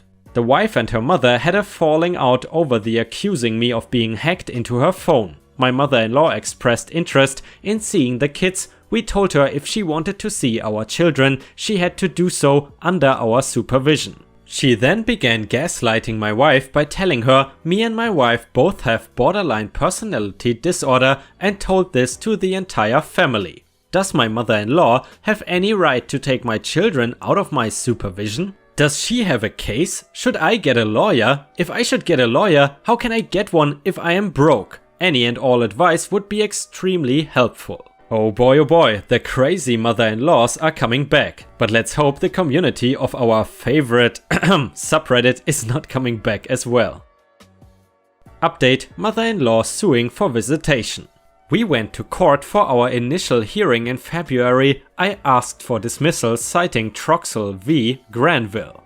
The judge agreed that we were within our rights, however, she could not grant a dismissal because my mother-in-law requested an attorney. The judge advised she did not qualify for an appointed lawyer, so she should seek representation through elder law. My mother-in-law begins raising her hands and waving them around, asking if she could be allowed to speak. She states in court that me and my wife bully, abuse, belittle and swear around the children constantly. The first 3 are outright lies and the 4th, so effing what? She also stated that she never mentioned once being hacked or being obsessed that she was hacked, and that my oldest daughter was the one obsessed with hacking and spying. The judge made no comments and advised her that we were not keeping her away from the children and that she should seek relief by visiting them under our supervision. Fast forward to a week before the hearing, we have to meet with the law guardian for the children. We showed the law guardian all the insane conspiracy theory texts and the text where she accuses me of hacking her phone. She spoke with the children and we took our leave. The paperwork we received stated that my mother-in-law showed her a much different conversation. My mother-in-law had deleted the texts that made her look bad and copy-pasted several from my wife that made my wife look like a bully and that she was harassing my mother-in-law. The children outright denied any bullying/abuse and stated to the law guardian that my mother-in-law makes them uncomfortable because she is constantly yelling at them. When they want to leave, she won't let them go and she won't stop talking about who is hacking her. So obviously she supports our position. In the hearing, my lawyer asked for dismissal and requested we be paid our legal fees by mother-in-law as the petition was brought in bad faith.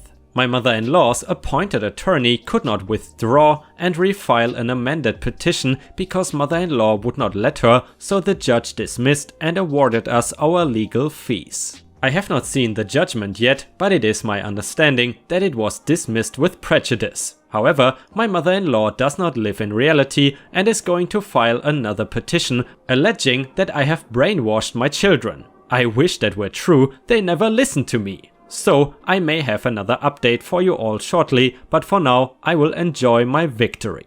The next story was posted by Donna on our subreddit and does not really fit the legal advice category, however it is just a cute little story to bring some variety. Anyway, it is titled "When One of My Cats Literally Saved My Life." Hey Ripe, here's a story of my eldest cat, Needy, who is 15 years old, when she saved my life back in about 2012-ish. Does not fit normal categories. First, here's my beautiful lifesaver, called Needy. Onto the tale. And here you can see Needy, and obviously she's cute as a button. I suffer from a multitude of very serious illnesses, and sometimes you catch a common respiratory virus and gotta see the doctor.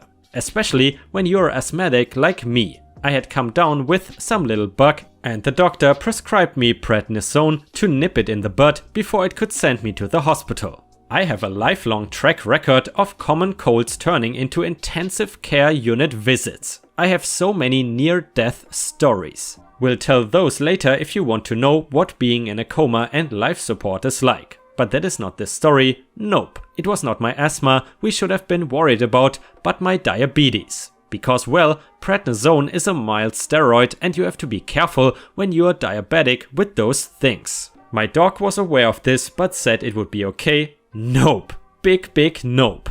That night I took the first pill and went to bed. I was awoken by Needy digging her claws gently but firmly into my chest. Not breaking skin, but letting me know little sharp needles were getting my attention, while she incessantly licked my lips and nose aggressively. like that sandpaper tongue was gonna sand my lips and nose clear of my face. Once she got me conscious, I realized there was something dreadfully wrong with me. It's hard to describe, but my insides felt fluttery, like I was shivering from the inside out. I felt so cold, like it was absolute zero and coats had not been invented. It was the most indescribable experience, and here I am trying to explain it and failing.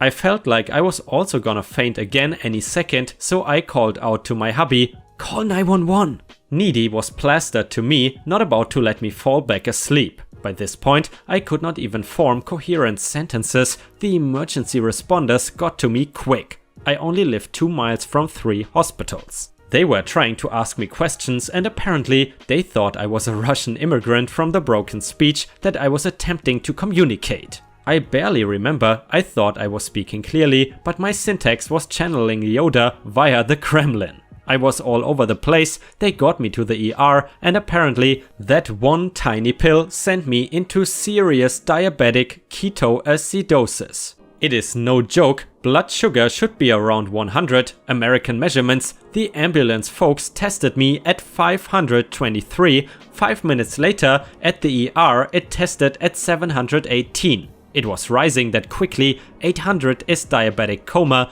then death soon after because your organs just shut down. I was that close to meeting Mr. Grim Reaper. Again, my adverse reaction to prednisone was basically turning my blood into antifreeze just from one tiny pill. My breath smelled like sweet almonds, and that's what Needy, my cat, noticed and figured out in her feline brain that I was not supposed to smell like that, so she made damn sure she woke me up and kept me conscious. If she had not by the morning, I would have been little more than a corpse. Can you say my husband and I spoil her rotten and cater to her every whim since? She very literally saved my life. There are no words to describe how grateful I am to a 9-pound adorable ball of prima donna calico. Without my little familiar by my side that night, I would not be telling this story today.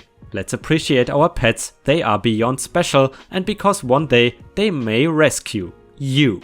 Needy is about to get some temptation treats as soon as I post this. She is one special kitty. And now let's move on to the next story. It starts like this. Father and mother died and a lawyer is saying their property joins an HOA after their death. Details: state is Connecticut. My father moved into a rural area in 1980, a few years after I was born, and soon came my sister. They stayed there ever since, we grew up, etc. My dad died in 2012 and my mom died in December of 2018. My sister moved away in 2002 to get married, kids, etc. and does not want to be involved in the affair since I am the eldest son and she lives quite far away. Over the years the area was developed and is now more of a suburb. Either way, I take possession of the house through the will, affairs of the estate, etc. Basically total control, nothing to worry about. I get a letter in the mail in February that my parents agreed after their death to sell the house through the trust to the HOA and the property would be up for sale. I find no such documentation and my demand to the lawyer, which is a legit licensed lawyer, is going unanswered to provide the written documentation. I have left a few messages with the admin there, but I'm not putting any effort into it if they are not going to respond. I am not one for sentimental value and I really am not attached to the house, so if they want it, the price is going to be dictated by me, not them. I live a couple towns away and I have no interest in moving in, my house is bigger, or even thinking about keeping it. My dad was getting senile and might have agreed to something, my mom is a pushover and might have agreed to something. If it isn't in writing, does it mean it is useless? What if they do come after for the sale? Should I just ask for top dollar and or fight it, making it a non-HOA house in an ocean of HOA property? Edit: after receiving my green slip back and leaving multiple voicemails, I finally got a letter in the mail, but it was basically saying it was a verbal agreement, not gonna fly, good luck. I am sending a letter today demanding an in-face meeting on the property with the lawyer. HOA members or I will be asking the Board of Zoning to change it so I can install a wastewater treatment facility. And a user in the comments said, yeah, I mean, I'm no lawyer, but if it is not in writing, good luck to the HOA. That being said, it sounds like you want to sell it anyway, so yeah, of course, ask top dollar for it. And another user suggested, send a certified letter to the HOA and the lawyer demanding to see documentation. Unless they paid your parents a consideration, any agreement is probably unenforceable. And another person agreed, this. Get the name of who at the HOA you can serve papers to and have your attorney ask for the documents for the mysterious deal with a time limit 2 weeks, 30 days. That way they either have to as a real deal of signed contracts or they don't, and you can move on and properly sell this property for top dollar on the open market. And another user said, I agree with others here, if there's no writing and no consideration, a payment, then there's no claim. They need to prove it. Having said that though, please check to see if there is a lien on the property put on by anyone. And by the way guys, just on a side note, because this really bugs me, today I checked again on the Merriam-Webster Internet Dictionary how lien is pronounced. And the two ways apparently to pronounce it correctly are lien or lien. Anyway, if there is a lien, you need to get a lawyer and get in front of that and have that lien removed ASAP. Good luck and keep us updated. As someone else said, a non-HOA home within an HOA neighborhood is extremely valuable. Update to the father and mother died story. So, after receiving a certified letter at the end of April from the HOA's attorney, he basically ignored me about the verbal agreement details. I contacted my corporate attorney, who I have known for nearly 2 decades with, and he's got a CT bar license, so he will help if I need to. After not hearing from their attorney for over a couple of weeks, leaving calls and messages with his admin, I realized that I was not going to get what I wanted, which was literally to talk to the guy and get the HOA's documentation. So, one last college try at the end of April and nothing still. I got crap to do, and all I got now is a slab and some overgrown lawn, which with the coming of spring and the constant rain is turning into a mud pit. I live 2 towns over and I don't have time for this. On May 3rd, I sent a notice to the surrounding houses that construction was to begin on a new sewage treatment plant and to contact the HOA board for more information, knowing it would take USPS a day or 2. Brought the dozer back on a flatbed and planted it in the driveway where you couldn't miss it. 8 AM on Tuesday the next week, I got a call from an HOA representative wanting to argue with me in regards to this new plant and so forth about property rights, ownership, etc. Not going to lie, choice words and yelling ensued, ending with, "If your goddamn lawyer would call me back, we wouldn't be having this discussion. Good luck with the smell." Keep in mind, nothing filed with the town, no real desire to create a sewage treatment plant, but if you want to ignore me, good luck. About 45 minutes later, I get a call on my cell phone from an attorney, and I swear to God I was talking to a hostage instead of a lawyer. I told him I will see him at my parents' address at 3 PM and we will finish this deal one way or another and bring a laptop. Wanted to argue about not officially meeting in an office blah blah, and I hung up. That was on May the 7th. I knew full well why I chose to send the letter on the 3rd, that because on Wednesday coming up, the HOA board has its monthly meeting, so I wanted it on the agenda. For about an hour, calls would come in from the attorney's admin wanting to change it to his offices, wanted to work this out by mail, etc. Nope, 3 PM on site. Called my attorney, he luckily was out of court by 11 and would come down, had lunch with him and headed back to the property. I grabbed a couple of lawn chairs, a folding table from my house, and my attorney brought a laptop and a printer. If you know my attorney, I have known him for decades, and he is a no BS, let's get it done, no mercy kind of guy, right from law school. Went from corporate IP to family law and dabbles in real estate, good guy to know. 2:55 rolls around and they show up. The lawyer and 2 board members. One who looks like he should move to God's waiting room and the other a mid-50s kind of guy who is probably an orthodontist. We all make introductions and sit, and I say, this is how this is gonna go. You want this property and I want to sell. I'm tired of the games and the non-responsiveness. In the next 15 minutes you're going to buy this property pending approval, the HOA board majority, and you can do whatever you want with this place. You will own it free and clear. The orthodontist speaks and attempts to say, as conveyed to us by past board members that your father advised us that the property would automatically be transferred to the HOA upon your parents' death. He actually sounded articulate and with some authority. I like him. Me, what documents do you have to support that? Orthodontist, nothing, just witnesses. Goes into a discussion on how it was told to them by board members and that their unresponsiveness was because they thought they were in the clear and no reason to work with me because it was all legal, etc. And that they were going to get the property by some court decree shortly. I look over to my attorney and he looks back. Well, fortunately for you, that is at least 50% true. You will get this property, but it is not free. Brass tacks. You pay all closing costs and you will have my signature the minute you have approval. We will facilitate the documents and the routing wire information. The eyes of the crypt keeper and the ortho went wide and he said, that's a lot of money. We will have to bring it to the board to vote, but I'm unsure. Good enough for me, we have some preliminary documents and an official letter to present. Looked over at my attorney and was printing the docs away on the table. The lawyer says, well, it will take up to 30 days and the bank check will take as long for an entity of this type if this is approved. My attorney then says the best thing I heard in a long time, love you Mark. We have e-file capability with 3-day turnaround filing to the state. Towns and wire transfers take no more than 15 minutes unless the feds are backed up.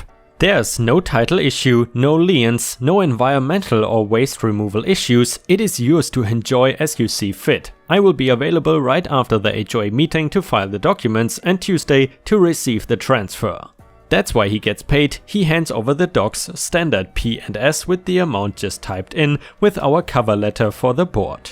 I grabbed the ortho's business card. Apparently he is a school admin, the other guy is a retired electrician and the attorneys as well. Well, the board meeting went well. I was told by a resident that it was a lot of arguing about not having documentation, wanting to actually challenge my ownership of the estate/property in court, and eventually the amount. Yeah, I asked a lot, but then again they could have countered and didn't. It was not a good meeting, but in the end it was approved. Apparently another lawyer who was a resident basically told them they had no standing and I could do whatever I want with it, with or without the board's approval. I don't know if the HOA lawyer was there. My lawyer dropped by 10:15 p.m. at a pub 99 and I signed the docs for the final P&S and we had beers as he filed online. He said I would get a copy in a week and would file paper copies with the town, but the deal is done when the money is transferred. Today,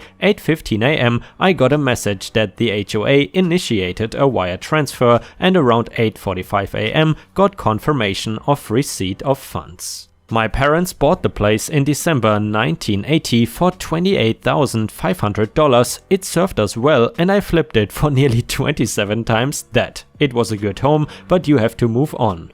It will be built or turned into a park or something, but alas, it is over and done with. Most of it is going to my kids' college and technical school tuition and the rest to my sister for her kids. Thanks, Dad. And really guys, at first I thought that this was gonna be more of a sad story given the title, but in the end it was really satisfying to read if you ask me.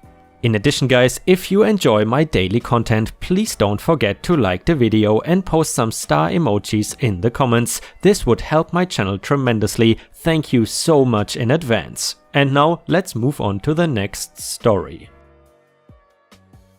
And the next one is titled, My roommate has knowingly prevented me from living the last 3 months of my lease by getting a cat illegally against contract. I am severely allergic. I feel that she needs to compensate me for these 3 months worth of rent, but what if she refuses? Do I have any legal basis to sue?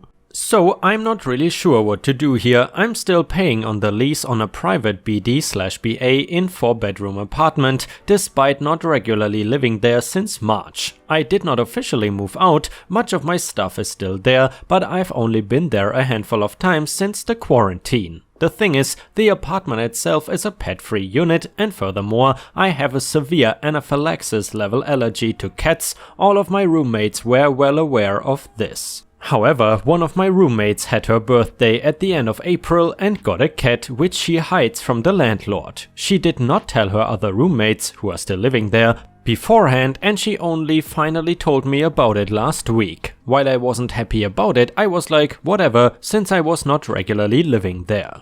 Last week though, I realized that I needed to get my summer clothes from my apartment as it is getting hot and I only had my fall clothes at my parents' house. I took an allergy pill and went to the apartment. I was only there for 15 minutes, not touching anything except stuff in my locked room, and I still had a massive allergy attack. I had to use my emergency inhaler and everything. The attack lasted for 2 hours and nearly put me in the hospital. She didn't tell me about the cat for 2 weeks after getting it, so if I had gone there unknowingly and without taking allergy medicine beforehand, she could have legitimately killed me.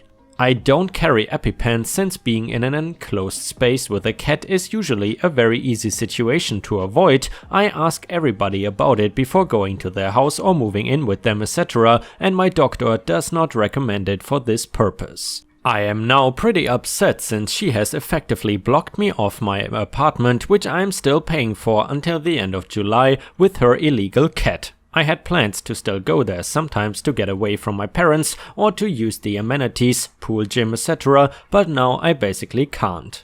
I would have at least liked the option. When I asked her if she could have waited to adopt the cat until June, she moves out the first, she got upset with me and said that the cat has helped her through the quarantine. Even after she moves out, I still would not be able to go over there because of lingering cat hair/dander, even if deep cleaned. I've gotten sick from being in houses that haven't had cats in years.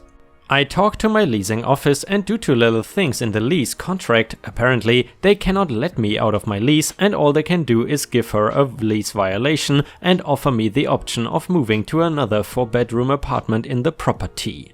I would rather be compensated for the loss of my apartment and not be moved to a random new unit with random people I don't know for the last few months of my lease, and I have requirements such as they must be all female, must be on the first floor, I am handicapped, and must not have cats, so I'm not even sure if a match could be found that fits this criteria. I want to ask her for the $1,500 worth of rent, but if she refuses to compensate me, would I have any legal basis to sue her for it? Would it even be worth it for such an amount? Here's an update since this morning. The landlord called me this morning and gave me some options. She sent the roommate a lease violation with a fine and an order to remove the cat within 48 hours and to deep clean the apartment.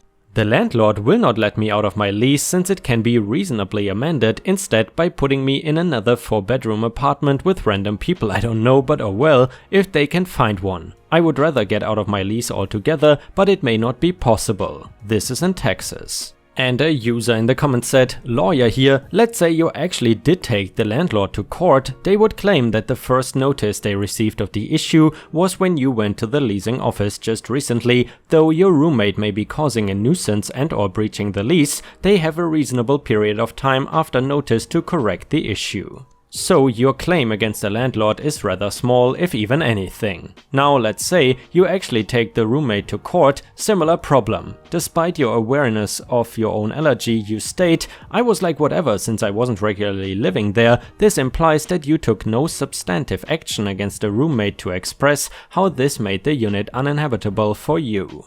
I would like to see the terms of the lease and the lease execution framework, 2-tenant or 2-contract with each tenant, but based on the limited information you provided, you likely don't have much in the way of damages due to your delayed raising of the issue. The leasing office made you a generous offer that they likely had no legal obligation to extend. I would take it. And guys, if you were in OP's situation and you had such a massive cat allergy, what would you have done in this situation? Let us know in the comments. And the last one is an update to the story, actually posted on a different subreddit, so I definitely had to do a little bit of digging. I called the landlord and told them all about it. They said they will make it look as if maintenance discovered the cat and reported that way. She will get a fat $500 fine and have to get rid of the cat within 3 days. If I cannot get out of my lease, she may have to pay me the $1,500 worth of rent she has prevented me from using, $500 per month times 3 months. She may also have to pay to have the apartment deep cleaned. This looks like a win for me. And now let's move on to the next story. It starts like this. Florida, realtors have shown up on my property several times to show a plot of land that is for sale. The plot of land does not have road access, so the realtors are just coming down my driveway, walking across my property to show the land to buyers. They say it is legal. I will try to be brief. There's a big plot of land recently put up for sale that is nicely priced, so it has had quite a few people interested in buying it. The problem is, it is surrounded by a subdivision on 2 sides, a wildlife refuge on another side, and my farm on the 4th side. Access to this property is through this small gap between my farm and a subdivision, somewhat in the corner. It is a dense forest, however, no road at all, and as no one has cared for this property in 40 years. So now I have realtors that have begun driving up my clearly marked private driveway, with clients parking on my lawn and walking 300 feet across my property to go show this plot of land. At first I tried to be nice and explain the situation. My driveway is quite long, listed as a street, 3872 and street name, and that ends right at my house. It might be confusing and I don't want to be rude, so I told them that if they really wanted to show the land, just give me a call so I know ahead of time. Well, this worked once and now they have taken to just randomly driving up again. So I got stern and told them, the realtor company and the agents that have shown up, that this is my property and they are trespassing. They are not allowed to use my driveway to show this property, and my land does not feature any access to the plot of land for sale. If they so choose, they should go up the road to that little gap where a road should be and walk through the forest. Even the MLS listing has that road as the address. They have told me that legally they are allowed to do what they are doing, and that if I wanted to stop, maybe I should buy the land myself. I also noticed that the address to this plot of land is now listed as 3874N, my street name, making it seem like my private driveway is the access point. So I don't really know what to do. I installed a gate at the end of my road, which has increased the number of calls I am now getting, but are these realtors right? I have called a few law offices around town and none of them can give me a good answer. None have any experience in this, so it looks like I will be needing to speak with a lawyer in a bigger city, I suppose. Thank you all. And by the way guys, here you can see a little drawing of the OP to make it more clear what he is talking about. I have commented on the key points in the comment section. Edit number 2, I'm going to go to the county clerk's office later today and confirm everything, even if it means just understanding my own property a little better. It is worth it. I will also be stopping by the realtor's office shortly after. I will post another update after that, I promise. And a user in the comments suggested, put up no trespassing signs at the beginning of your driveway and call the police when you see them. I guarantee after 1 or 2 calls, all realtors will get the word and stop. And guys, I have to say, the solution proposed in the comment that we just read seems pretty reasonable and it could actually work. If you were in this situation, would you do the same or would you do something different than the person in the comments suggested? Let us know in the comments. And an update to the realtor's story. I'm going to cut out a big chunk of what happened because it is not super relevant and I don't want to waste time. The gist is, the easement to the property in question is not on my property, but there was an easement there in 1986, however it was relocated when the property was surveyed and rezoned that year. Fast forward, I went to the realtor's office and spoke with the owner of the company. He was pretty douchey, bald, short, fat, wore thick gold chain and a huge watch. Almost like he watched 80s movies and picks up fashion advice from the villains. Anyway, he told me the owner of the property is very motivated to sell the land and that I should just buy it to get rid of the headache. The words he used and the way he said them immediately tipped me off that he was the one telling his realtors to pester me and go through my property, and if I spoke about it, I should just buy it myself. So of course I was not going to do that. I told him that my gate is now locked to all trespassers and that if he's lucky I will only call the cops when I see any of his employees on my property again. I regret saying that, but I was so frustrated with this guy, you don't even know. So for the next week or so, I saw maybe 2 cars pull into my driveway, get to the gate, get on their cell phones and then drive away. The next week was Christmas and I got a visitor. It was the son of the guy that owned the property, visiting from out of state. His dad, the original owner, had died a few years back and he was now looking to sell it because he doesn't want to pay the taxes and or do anything with it. Apparently someone at the realtor's office told him of what was happening and he wanted to come straighten everything out. He was extremely nice and apologized profusely. I ended up taking him to a bar. This was actually a few days before Christmas. Don't want to send the saddest image possible of 2 older guys drinking alone in a bar on Christmas. Learned a lot about his dad taking him hunting and camping on that property when he was a kid. It was really nice. So the property is about 80 acres in total, appraised at $280,000 but listed at $200K. I told him I would love to buy it and just keep it the way it is, maybe fence it off and add cattle to it, and his eyes lit up. I told him I don't have $200K sitting around and that I wouldn't feel right lowballing him. He kept pressuring me for a number, but I just couldn't come up with one that seemed fair. Fast forward January 2nd again, I get a phone call from the guy asking if anyone has come to see the property in a while. I had almost forgotten that the realtors used to pester me and I was happy to report I hadn't seen any since we last spoke. He told me he took the listing off the market and dropped that realtor's company. He asked me again for a number and I told him 100K was the highest I could see myself going and he said, "Sold." So a few days later he showed up again with his lawyer, we signed some documents, I wrote a check and we went back to that bar to celebrate. And my farm just got 80 acres larger. Very, very happy. And guys, I'm wondering where you come from. Is 100K for 80 acres of land a bargain or is it super expensive? Let us know in the comments. And the next one is titled Taxes, Fined for Having a Gun in My Car. Do I have a case for wrongful termination? So this one may be controversial, but I was recently fired from my job for having a clock in my car in the company parking lot.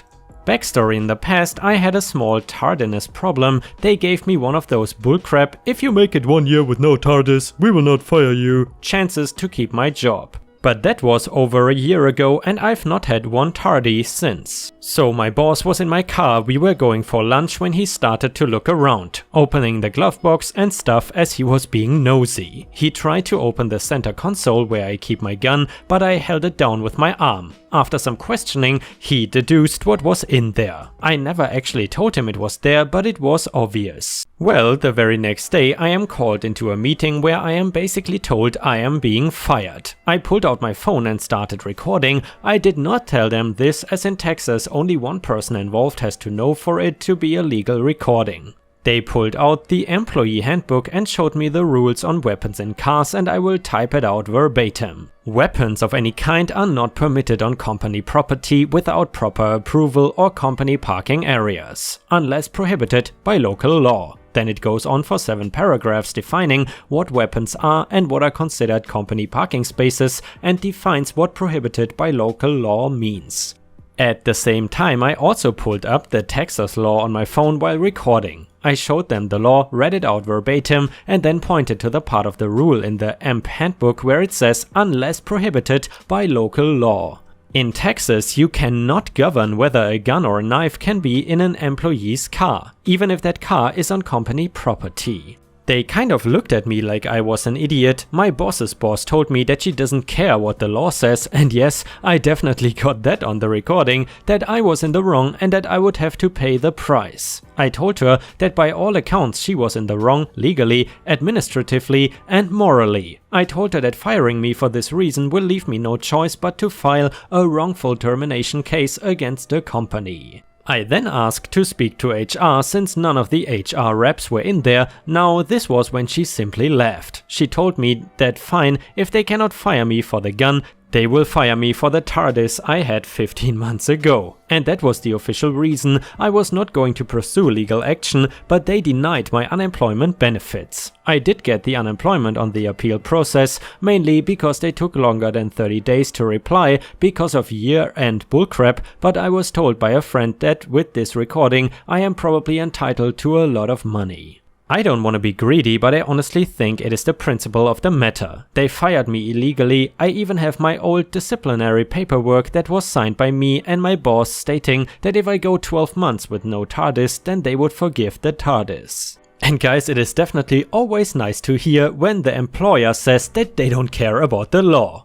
Absolutely amazing. Anyway, a person in the comments said, number 1, their rule is not legal in Texas, where the employer cannot prohibit a licensed gun owner from having a car gun in their locked vehicle. Number 2, this means that if you were fired for having a weapon in your locked car, then your firing was against Texas law. It means you need to be reinstated with back pay. Number 3, it is unclear from the law what happens if it is not a locked vehicle, but rather in use with your employer in the car. I would contact a local attorney and see what it looks like. Odds are that they will have to change this rule and they may need to rehire you, though I wouldn't bet on your tenure lasting given Texas' generally pro-employer leanings.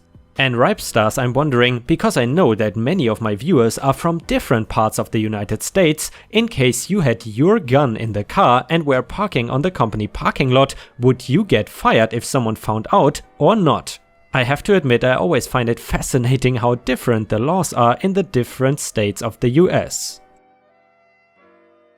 Update to the Texas gun story. So I talked with my brother-in-law, who is a lawyer. He does not specialize in this kind of thing, more of an ambulance chaser, but he gave me the suggestion of going through HR. Since the rule does not apply due to Texas law, he said they will likely look at the disciplinary action took and get back to me. So I did just that. It took just 2 days to get a response. Basically, I needed to go to an employee review with my old manager. If that didn't produce favorable results, then arbitration, which by the way is a joke. The funny part is HP split into 2 companies in November. The manager who fired me found herself on the other side of the company, a completely separate company. So the guys doing the employee review was a coworker of mine and a good friend of mine and a manager for the labor company I worked for, Randstad. Short version was the HP enterprise guy wanted me back. The Randstad guy didn't know me but had no issue reassigning me to a new position as my old department does not exist anymore. So I am getting increased pay starting out for 2 months to make up for the almost 4 months of unemployment. I cancelled my unemployment benefits and probably have to pay that back, but it is only $1,200. I can definitely afford that now. I did not even need the recording or the paperwork. Edit, I have expected this one to get downvoted brigaded like the last one, but apparently the last thread was full of people who don't understand the law. Or they were full of people who said F the law, I go with my gut feeling here. Those people find out the hard way that in Texas you can legally be told you cannot take a bathroom break all day long. And the last one is a little saga and it is titled, Please help, I am 16, my mom just called the cops on my dad saying he abuses me, but he didn't do anything wrong. They are going to come back and I don't know what to do. I asked a question here yesterday and thanks for the help received, but now the situation has changed for the worse. My mom has called the cops on my dad because I'm not visiting and I'm freaking out and I don't know what to do. She is sending hundreds of texts every day and in some she said she would call the police and CPS on my dad, but I didn't believe her, but she did it for real. I was home alone because my dad had left for work. I was just out of bed and there was a knock on the door and it was the police. They said they have a report that my dad is abusing me and locking me up inside the house so I cannot visit my mom. It is not true at all, she is the one who's harassing me and there's a good reason why I don't want to visit. It is because her boyfriend wants me to watch indecent movies with him and I don't want to. I told them many times it was my idea not to go, but I'm not sure they believed me. My mom said she has started telling everyone. She knows that I am a liar, so I'm sure she told them too. They asked if it is true that my dad doesn't want me to visit her, and I said yes, but that is because I asked him. Usually he makes me go, but now we are going to go to court to change the custody agreement. Anyway, I've been told that I'm old enough, 16, to decide if I want to visit or not. They wanted to talk to my dad, but it's not like he can just leave work in the middle of the day. I showed them the text she sent where she threatened to call them. They left, but they will be back to talk to my dad, and now I am freaking out. I don't want him arrested, he's done nothing wrong. My mother was always difficult, but she was not that bad, but now she's going crazy and she wants to hurt us. First the texts and destroying and selling my property, and now this. I called my dad at work, but he cannot come back now, they are short-staffed already. I'm so terrified now, I don't know what to do. I am sure she's going to lie and my dad is going to be in trouble, but he's done nothing wrong. What should I do if the police come back? And a user in the comments suggested, show them the texts and tell them about her boyfriend.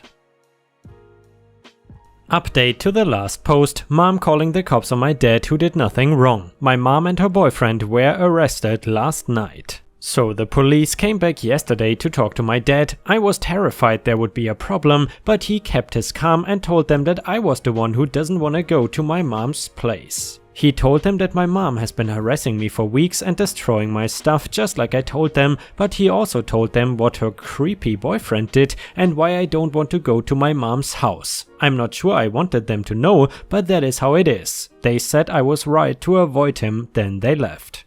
I did not know, but after that they went to my mom to talk to her and her boyfriend, it seems. I don't know what they told her, but she started yelling and then her boyfriend pushed a cop and they arrested him. And then my mom tried to get the cop off her boyfriend, so they arrested her too. I know because it was in front of the house and the neighbor's son that I know well called me to tell me. I don't know if they are in jail, but she stopped texting, so maybe. My dad says this is not my problem anymore and there's nothing we can do and to just let go. But I feel really bad, I just cannot stop thinking about it. My mom is not the best mom, but I never imagined that she would be arrested one day. Thanks for helping yesterday, I never thought it would come to this, but that is how it is now. And guys, I don't know about you, what you think about this story, but to me it seems that the mom or her boyfriend, or maybe both of them, have a drug problem or something, because the way they act is definitely not normal. Last update to the mom story, my dad finally got full custody, I won't have to go to my mom's anymore, and her boyfriend is in jail on drug charges. Hi Legal Advice, just an update to my posts to say that after all the crazy things that went down, my dad finally got full custody of me, meaning I won't have to go to my mom's anymore if I don't want to. She is out of jail now, I don't know if she got reduced charges or whatever, or if it is because of the virus, but she was released, she's on probation I think, I don't know all the detail, her boyfriend is in jail for drug charges and hitting a cop. Probably she's going to ditch him now, I hope. She started doing drugs because of him. I really hope she stays clean now that her boyfriend is gone for some time. She has also stopped the threats over child support and the rest. I don't have to see her now and frankly it is great to be free of the drama. It is good for my dad too, he's been a lot more relaxed since we don't have to deal with her anymore. My mom still messages me sometimes, but that's it. Sometimes I answer and sometimes I don't. Anyway, things are going better for me now, so it is good.